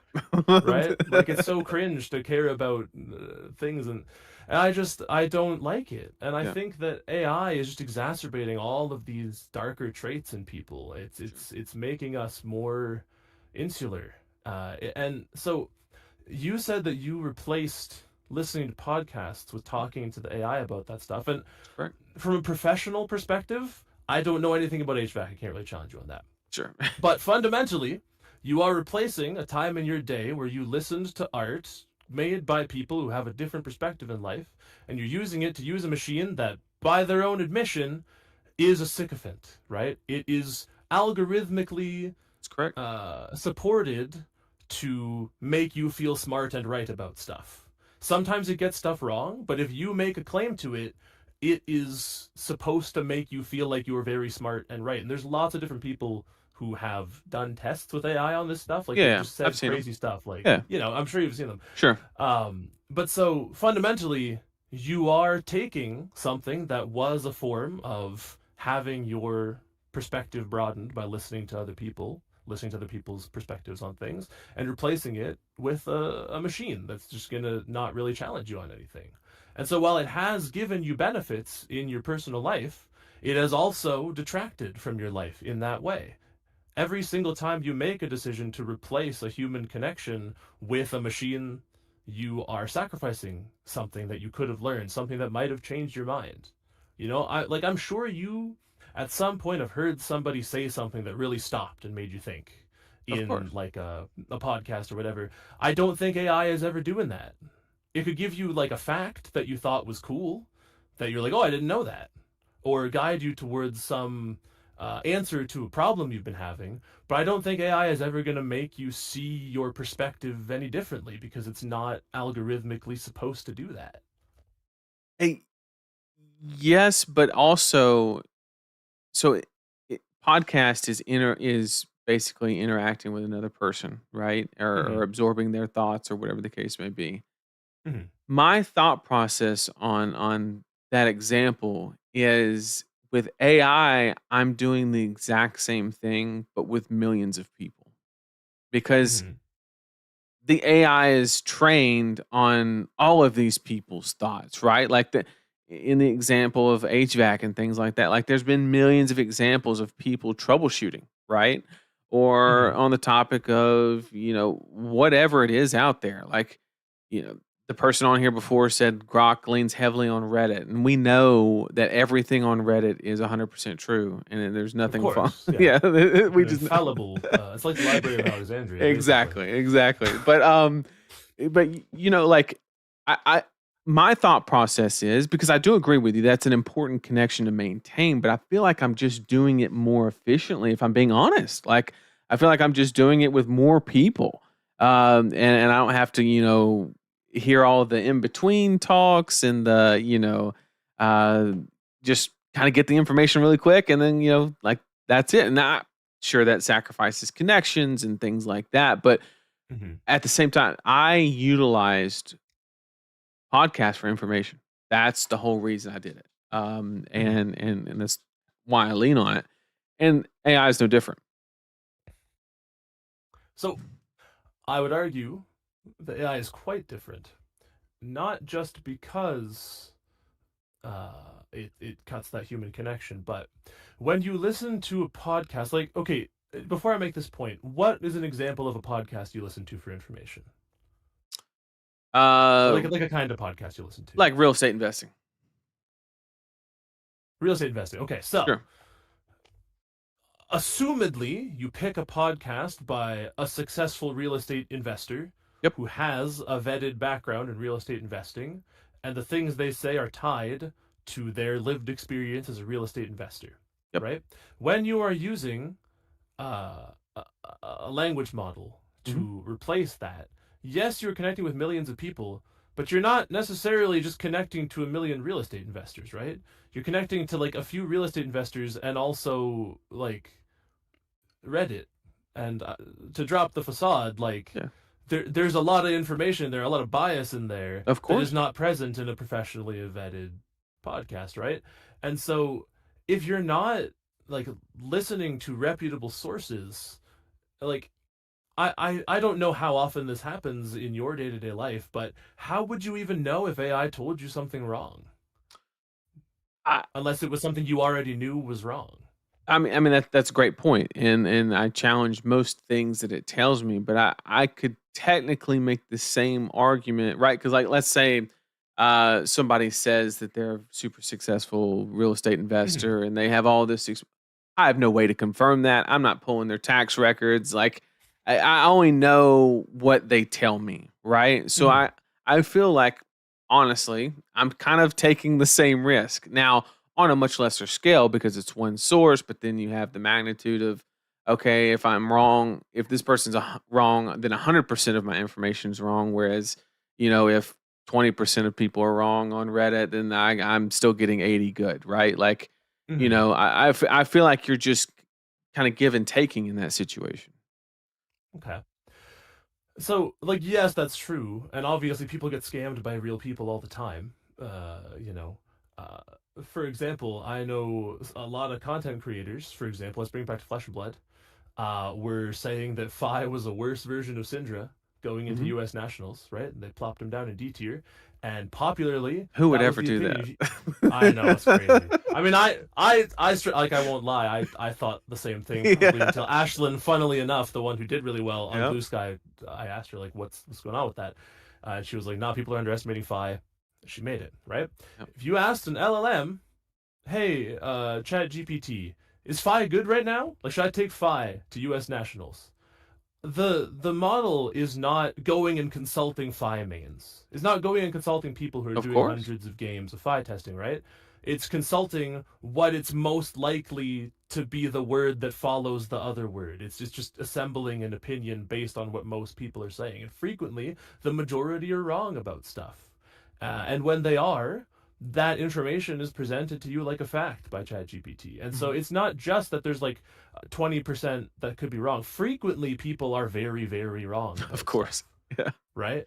Right. It is a lot more than just 20% of people in a lot of very important situations. And so in your workplace, like professionally, it's not a big deal if it's wrong, 20% of the time. But people are using this stuff for hours a day, every day, for everything. Investment tips, like breaking up with their spouses, like trying to flirt with people, like how they're supposed to parent, like all this stuff. That sounds crazy to me, but like, it's happening. But I mean, right? You're probably right. Yeah. Yeah, like I've seen it, and I personally know people where they're like, yeah, I just got ChatGPT to do that for me, and fundamentally, you have drawn a particular line of where you're going to use AI, right? Yep. Most people have drawn that line elsewhere. And I think personally that giving that money to a system that allows people to draw that line somewhere else, where just because you use it rationally, you're still funding the machine's ability to learn how to do bad things to those people and give them misinformation more.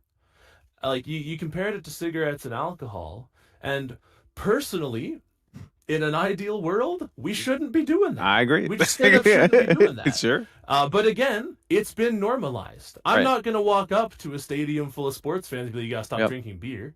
Because it's already ingrained. Sure. But this technology does not go back centuries. Like, alcohol is so ancient. Like, people were doing that before they spoke a recognizable version of the language we're speaking right now. Right. It's so old.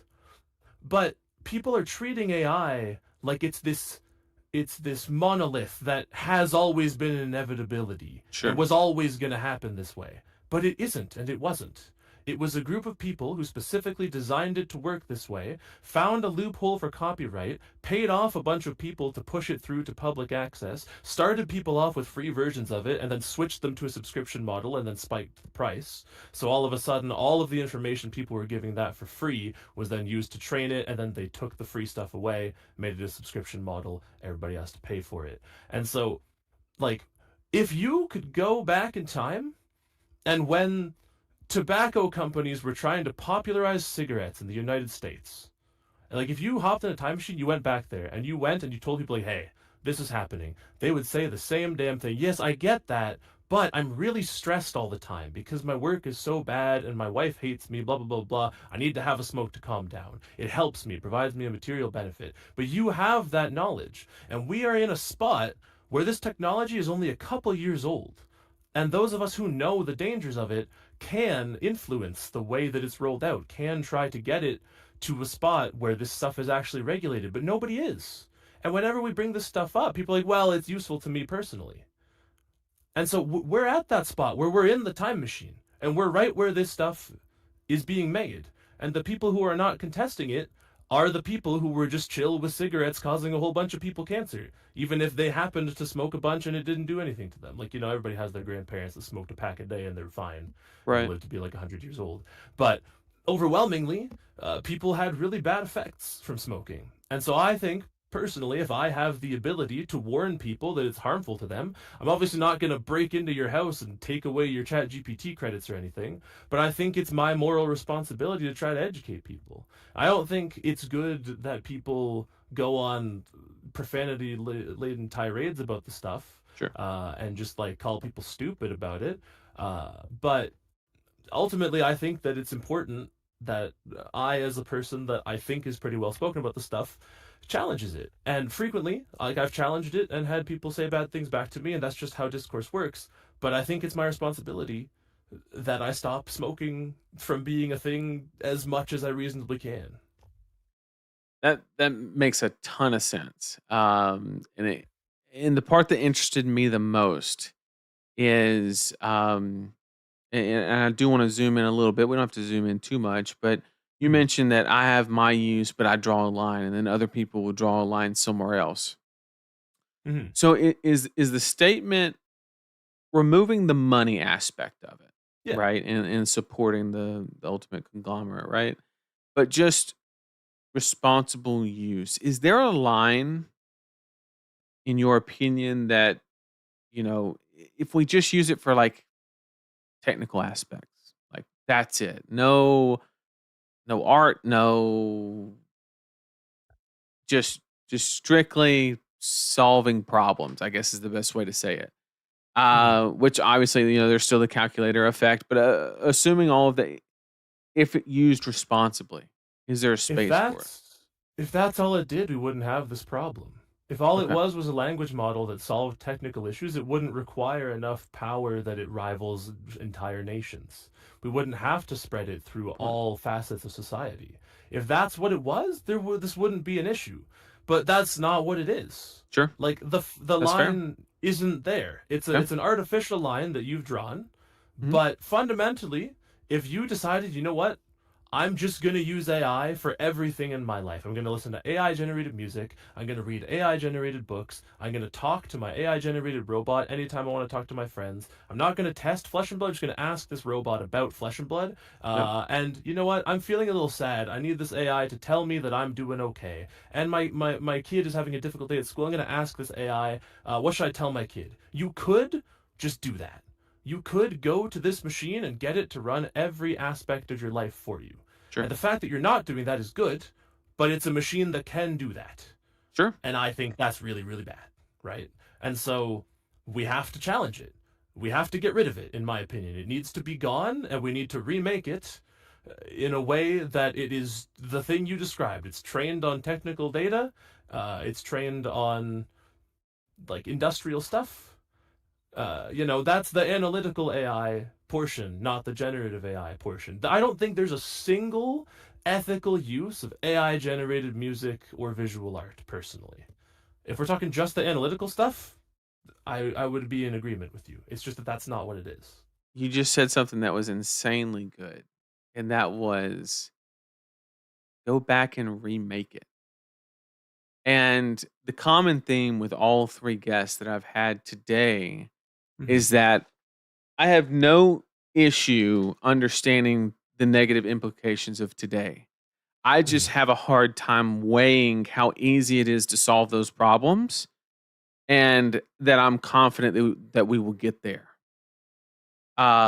Like through legislature and not letting people lobby and, like things like that, right? Like I think that is pretty on the nose. It's not going to take anything creative. Just people got to act, right? But at the same time, like I didn't factor in the fact that we could like just remake it, like force a restart, or just kind of. I don't know how that would come about. I don't know what that looks like, but I mean, it's an interesting concept that I, hadn't previously thought of. What it looks like to me is drawing more lines. I personally, I've drawn my line and I'm not going to touch the stuff, right? I'm just Sure. not going to do it. I'm going to ignore the AI generated window on my Google searches that I have to make on my Chromebook at work, right? I'm not going to use the information in it.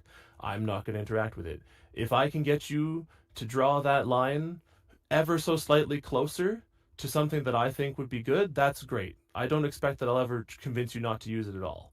But bringing it back to the art stuff, AI generated thumbnails, AI generated voice acting, AI generated videos, AI generated backgrounds for spoiler videos, AI generated music, AI generated, all that stuff. We don't have to do that. We can choose not to do that.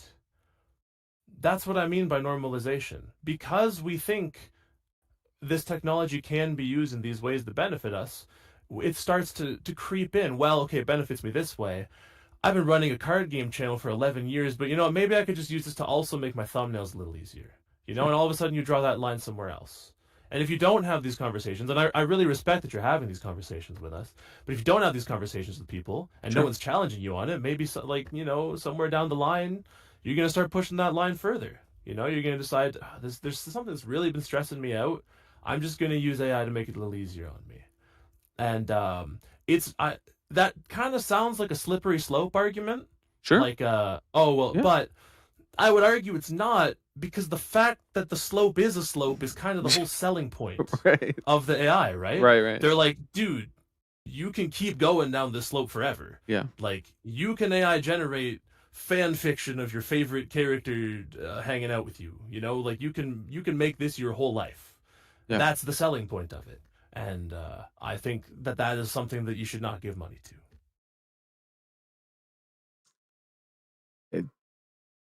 to.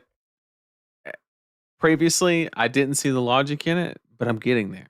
I'm very glad to hear that. Yeah, like there's different facets. And it is difficult to overcome because, just being honest, like I mentioned before, like it's benefited me tremendously.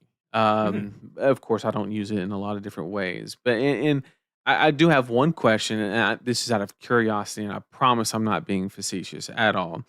Yeah. We did a spoiler video where we trained my voice to sing a song. And it was clearly a joke, right? Like it was just something, the card name was Hit the High Note, so we were trying to make me hit a high note, right? Like that, that was the idea.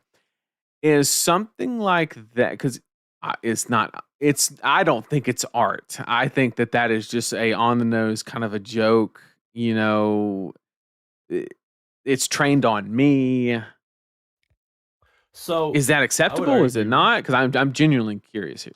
Do you consider comedy art?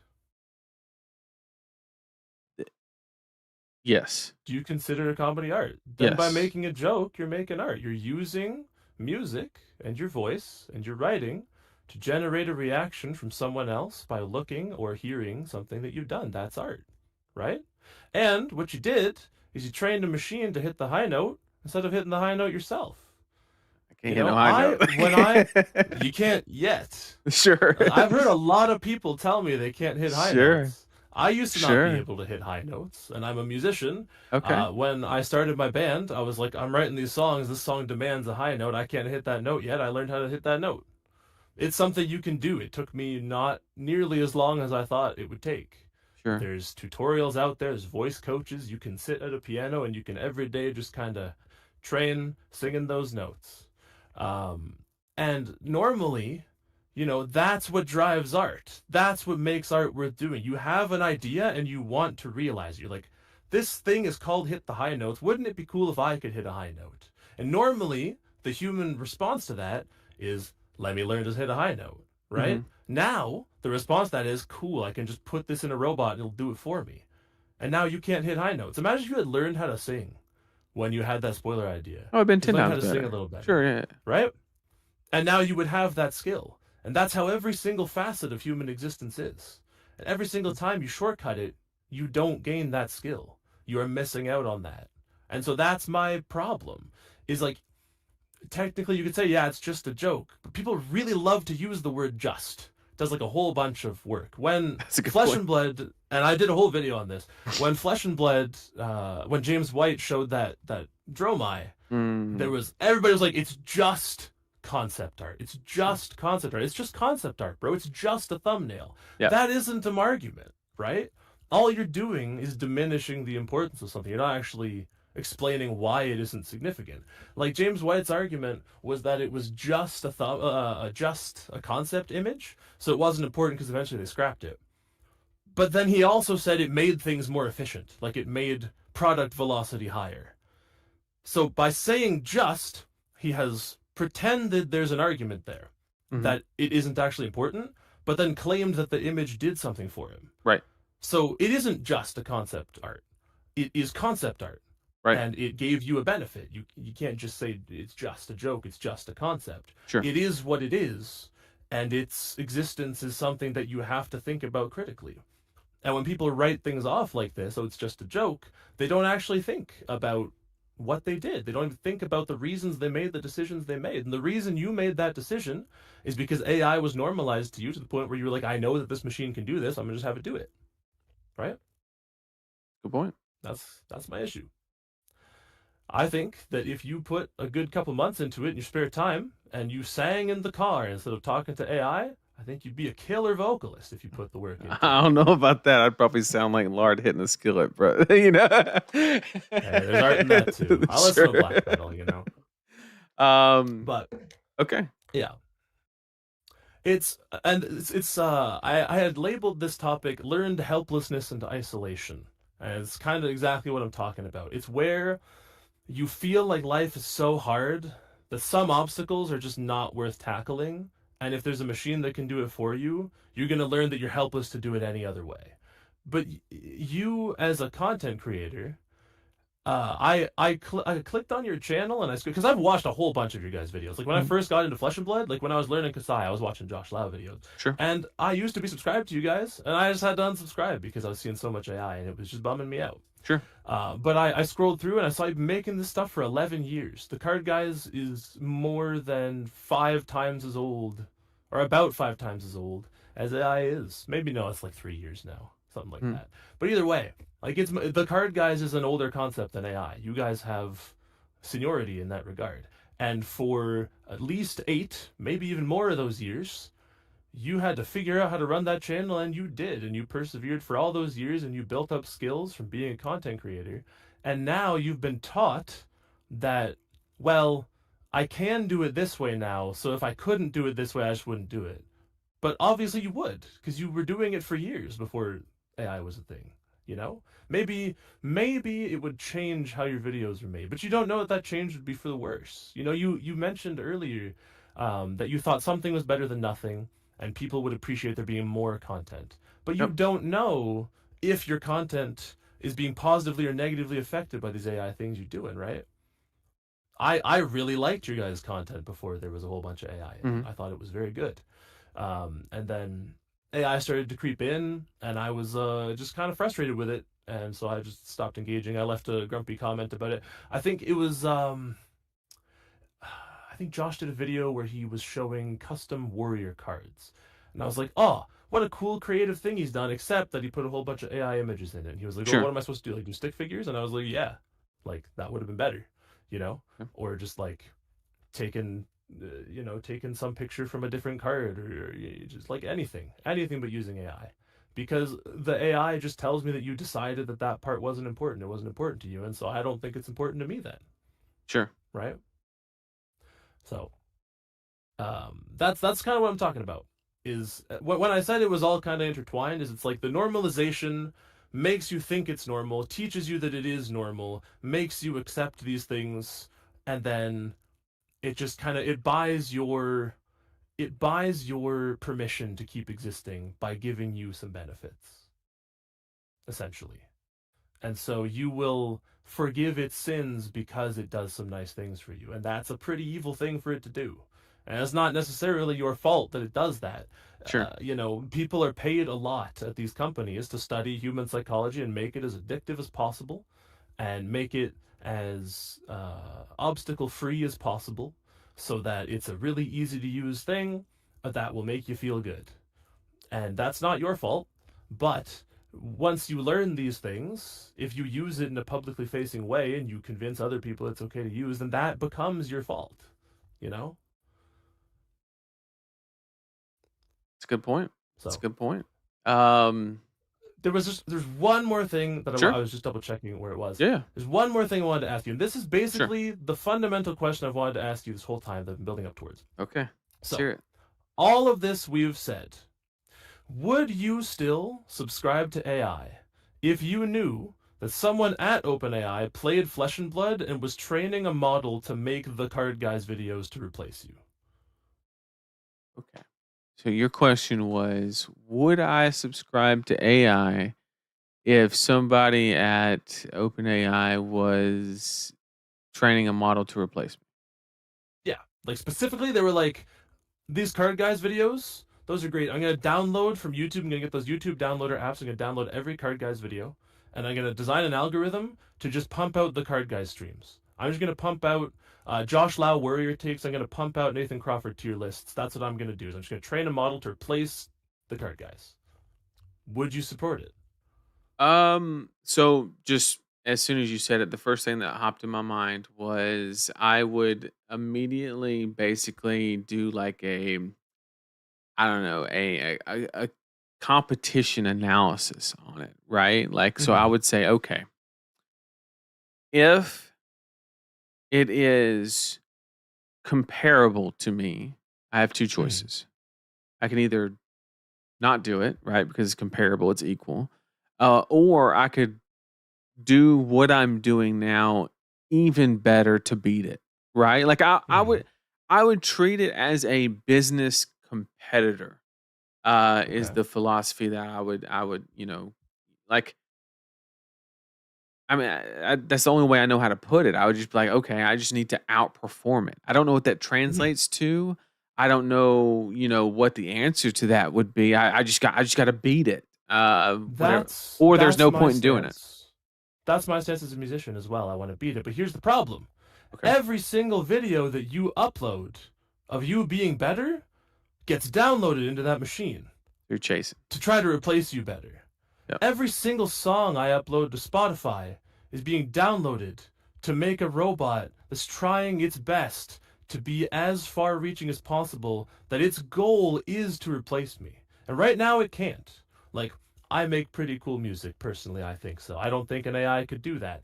I was in an Uber the other day and I heard AI-generated blues, and it was the shittiest thing I'd ever heard in my life. That Uber driver was listening to it, right? Okay. He was listening to a robot singing about like a shoe shiner. And it was the craziest experience I've ever had in music, where I was sitting there and I was like frantically Googling the lyrics. Like I was like, is this a song? Like, is this real? And I couldn't find the lyrics. I was like, I can tell this is worse, right? But their goal is that eventually it won't be. Eventually it won't be worse. Right, That's their mission, right?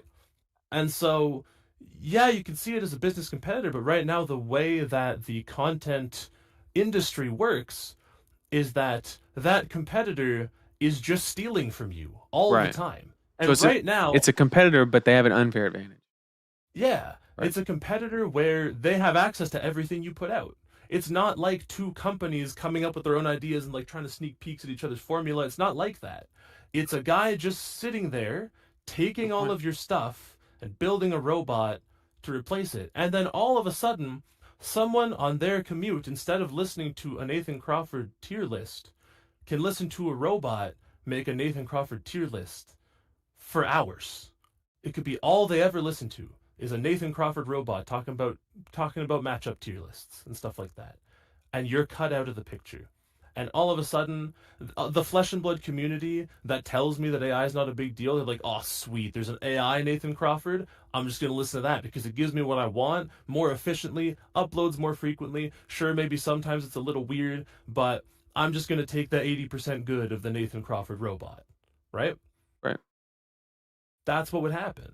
And so I completely understand your initial impulse, but without challenging the fact that someone can just download your stuff and train a robot on it. That's a great point, yeah. There's nothing you can do. I would lose that fight every time because I can only innovate so many times. Yeah, and so right now, AI visual art is worse than human art. And I am of the belief that it'll always be inferior.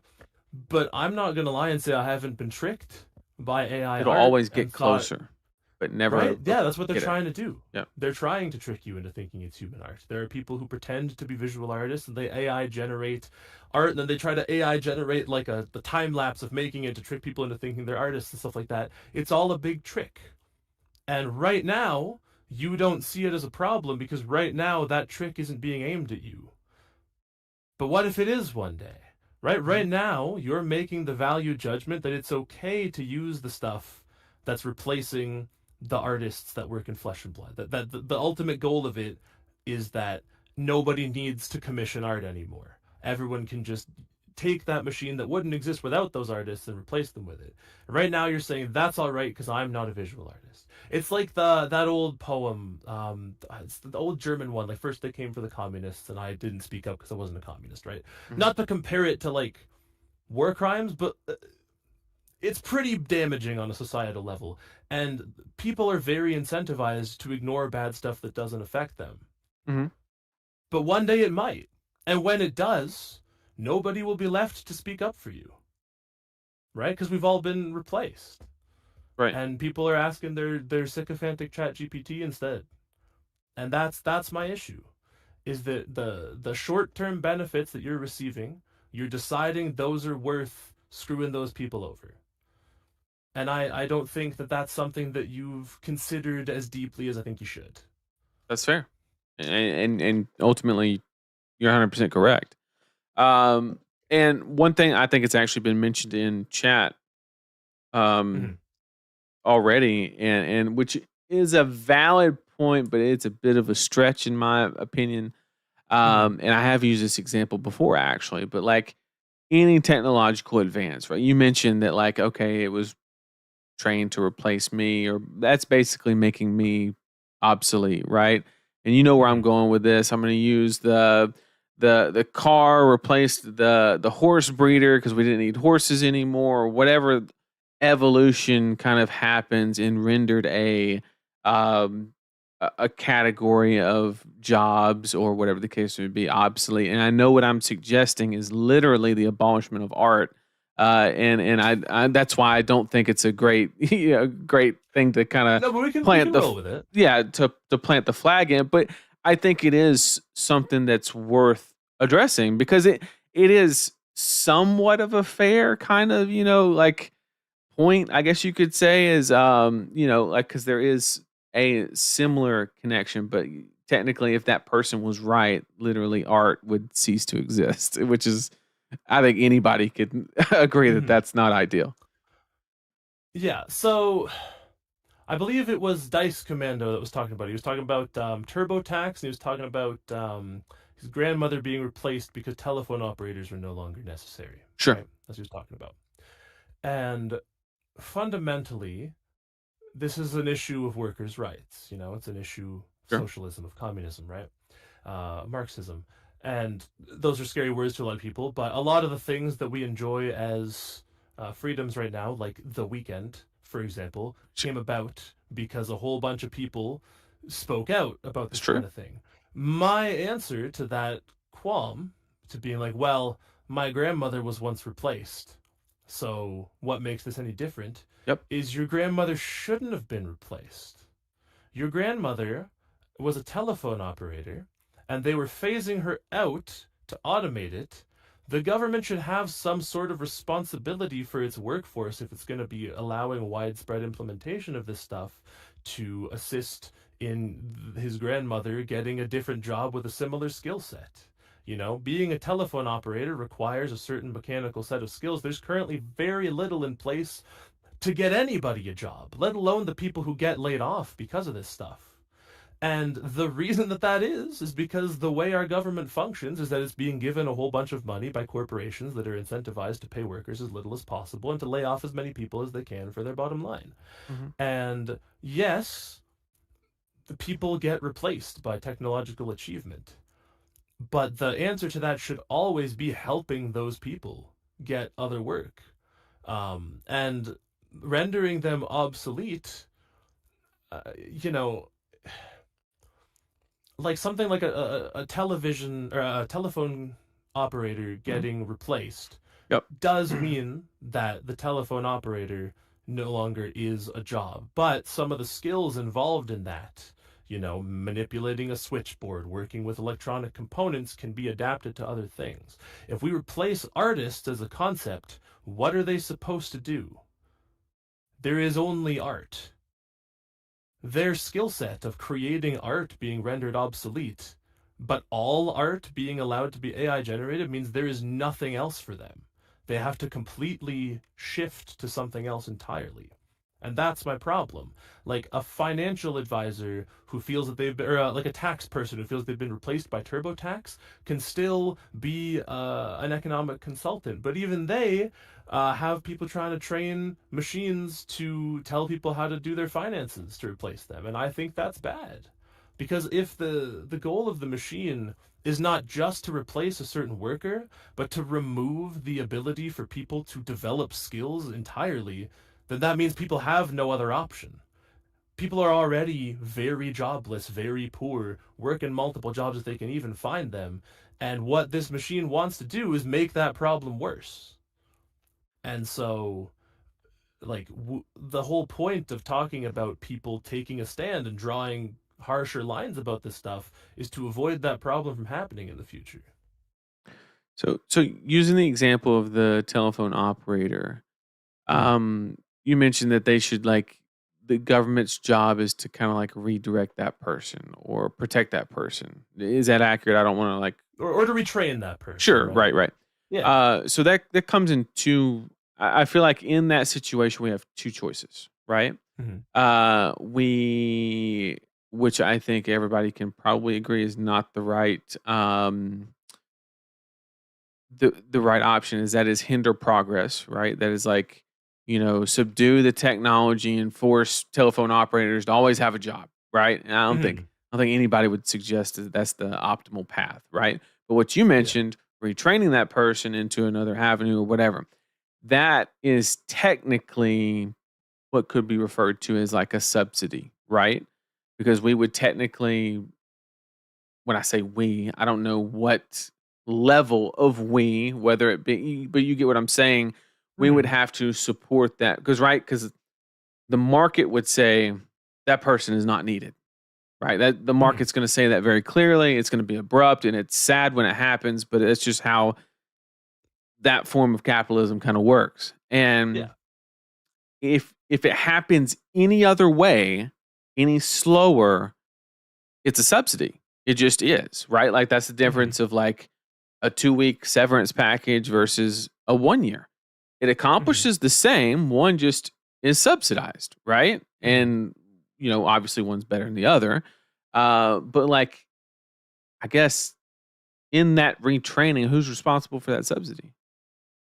The government should be, right? The whole problem that's happening right now is the government's being given a ton of money by lobbyists to make this technology as widespread as it is. The government is being inundated with money, and they're lining their pockets with it. And I don't want to get too socialist on the flesh and blood stream or anything, but like the answer to these questions is like society's fundamentally broken right now. Like the answer just straight up is that when Dice Commando's grandmother was replaced, post-secondary education cost a fraction of what it does now, and rent cost a fraction of what it does now. There was time. There was time for people to retrain. There was time and money that could be more easily spent on that stuff. And right now, if someone loses their job and their rent is like $2,500 a month, and post-secondary education is going to cost them $40,000, what are they supposed to do? And when there's a question like, what are they supposed to do? That's the whole point of a government. Is the government is supposed to be like, well, what you're supposed to do is this thing that we've implemented to help society function better. And that piece of government is just gone, almost. Like, anytime any reform is suggested, they're like, okay, well, how are we going to pay for it? Right?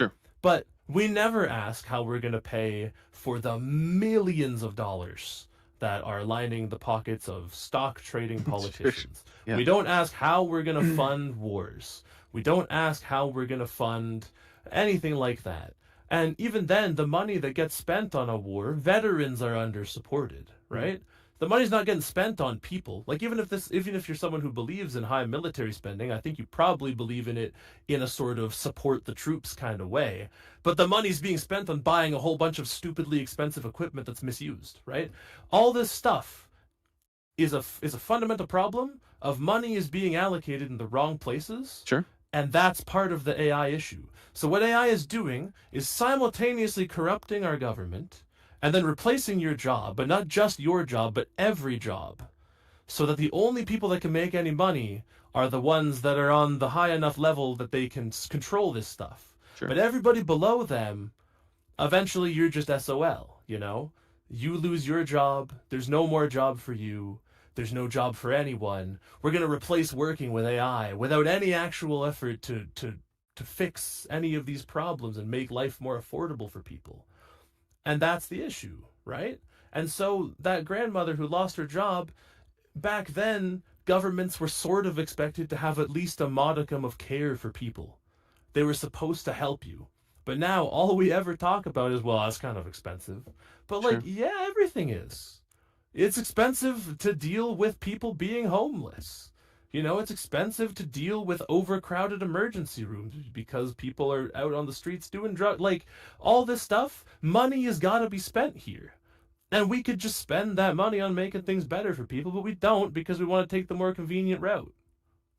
It's all about convenience. It's about learned helplessness. We can't do this. We can't do that. There's not enough money, but there is enough money. Mm-hmm. And the way we get that money is by talking to the people that we can change.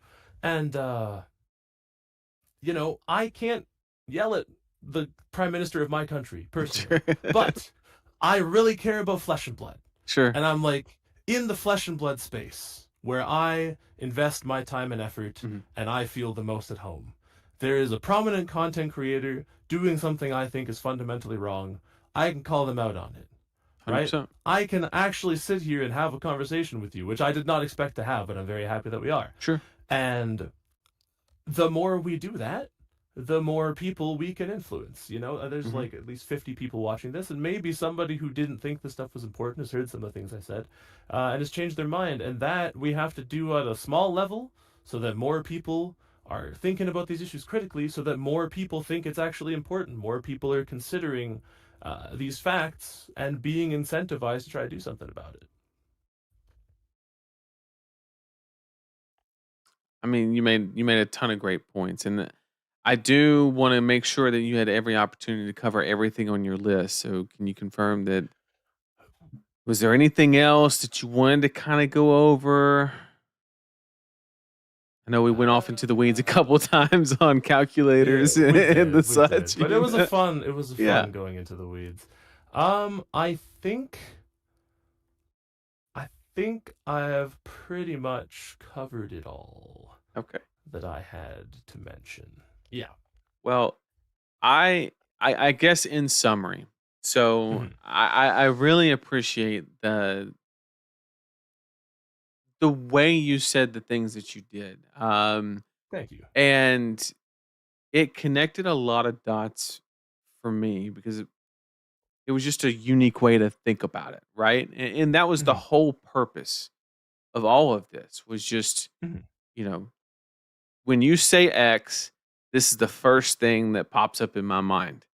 Let's talk about it, right? Like just because that's the way my brain works, right? Like it's just, you know, that's and I felt like we accomplished.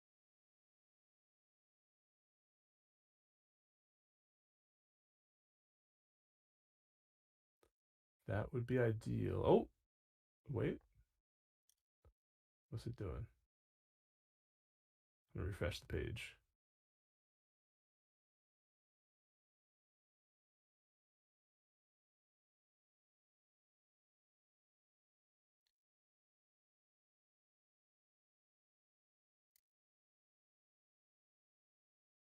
Oh, chat says we're back. I think we might be. Let me try again to start my camera.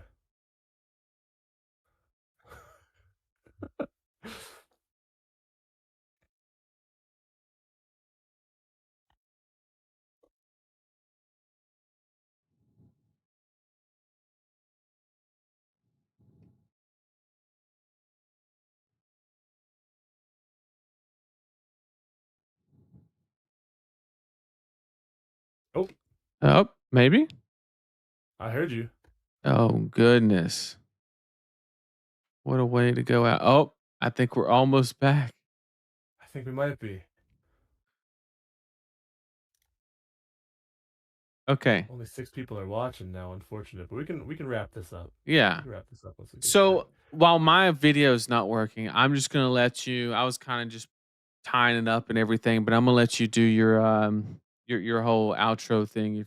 Feel free. I apologize. Such tragic timing that the spot I have to plug everybody logged off, but that's okay. That's okay. That's just the way the dice gotta roll. Uh, yeah, so for those of you who are still here, thanks for watching. Yeah, as I said, my name is Cass. Oh yes, I took my sweater off because it's sweltering in here now. But yes, so my name is Cass. Please subscribe to Blood Rot Talks. I will make more of it, I promise, eventually. And also my band is called Red Graves. 2 words, Red Graves. So if you want to listen to that, it would mean a lot because I put a lot of effort into it. And that's all I got to plug. Just thank you for listening. I'm really glad we had this conversation. And I'm really glad I did this, even though I have 3 job interviews to record before bed and it's almost 1 a.m. Oh, yeah. I think we both need some sleep. That's for sure. But Yeah. thank you so much for joining me. I really do appreciate you taking the time to share your thoughts. I really do appreciate it. Yeah, it was really great to talk to you. And hopefully you ever want to do this again, not even on stream, just if you want to chat about this stuff, I'm always happy to. Sounds good. Thank you so much. You're very welcome. Take care. Good night, everybody. All right, like I mentioned earlier, I do apologize. The power blipped at my house literally at the very end, which was super unfortunate. But thank you all for all the guests and the insight provided. It was really it was a really good discussion. I really appreciate it. So hope everybody got something from the stream, and I will see everybody for the next one. Take care.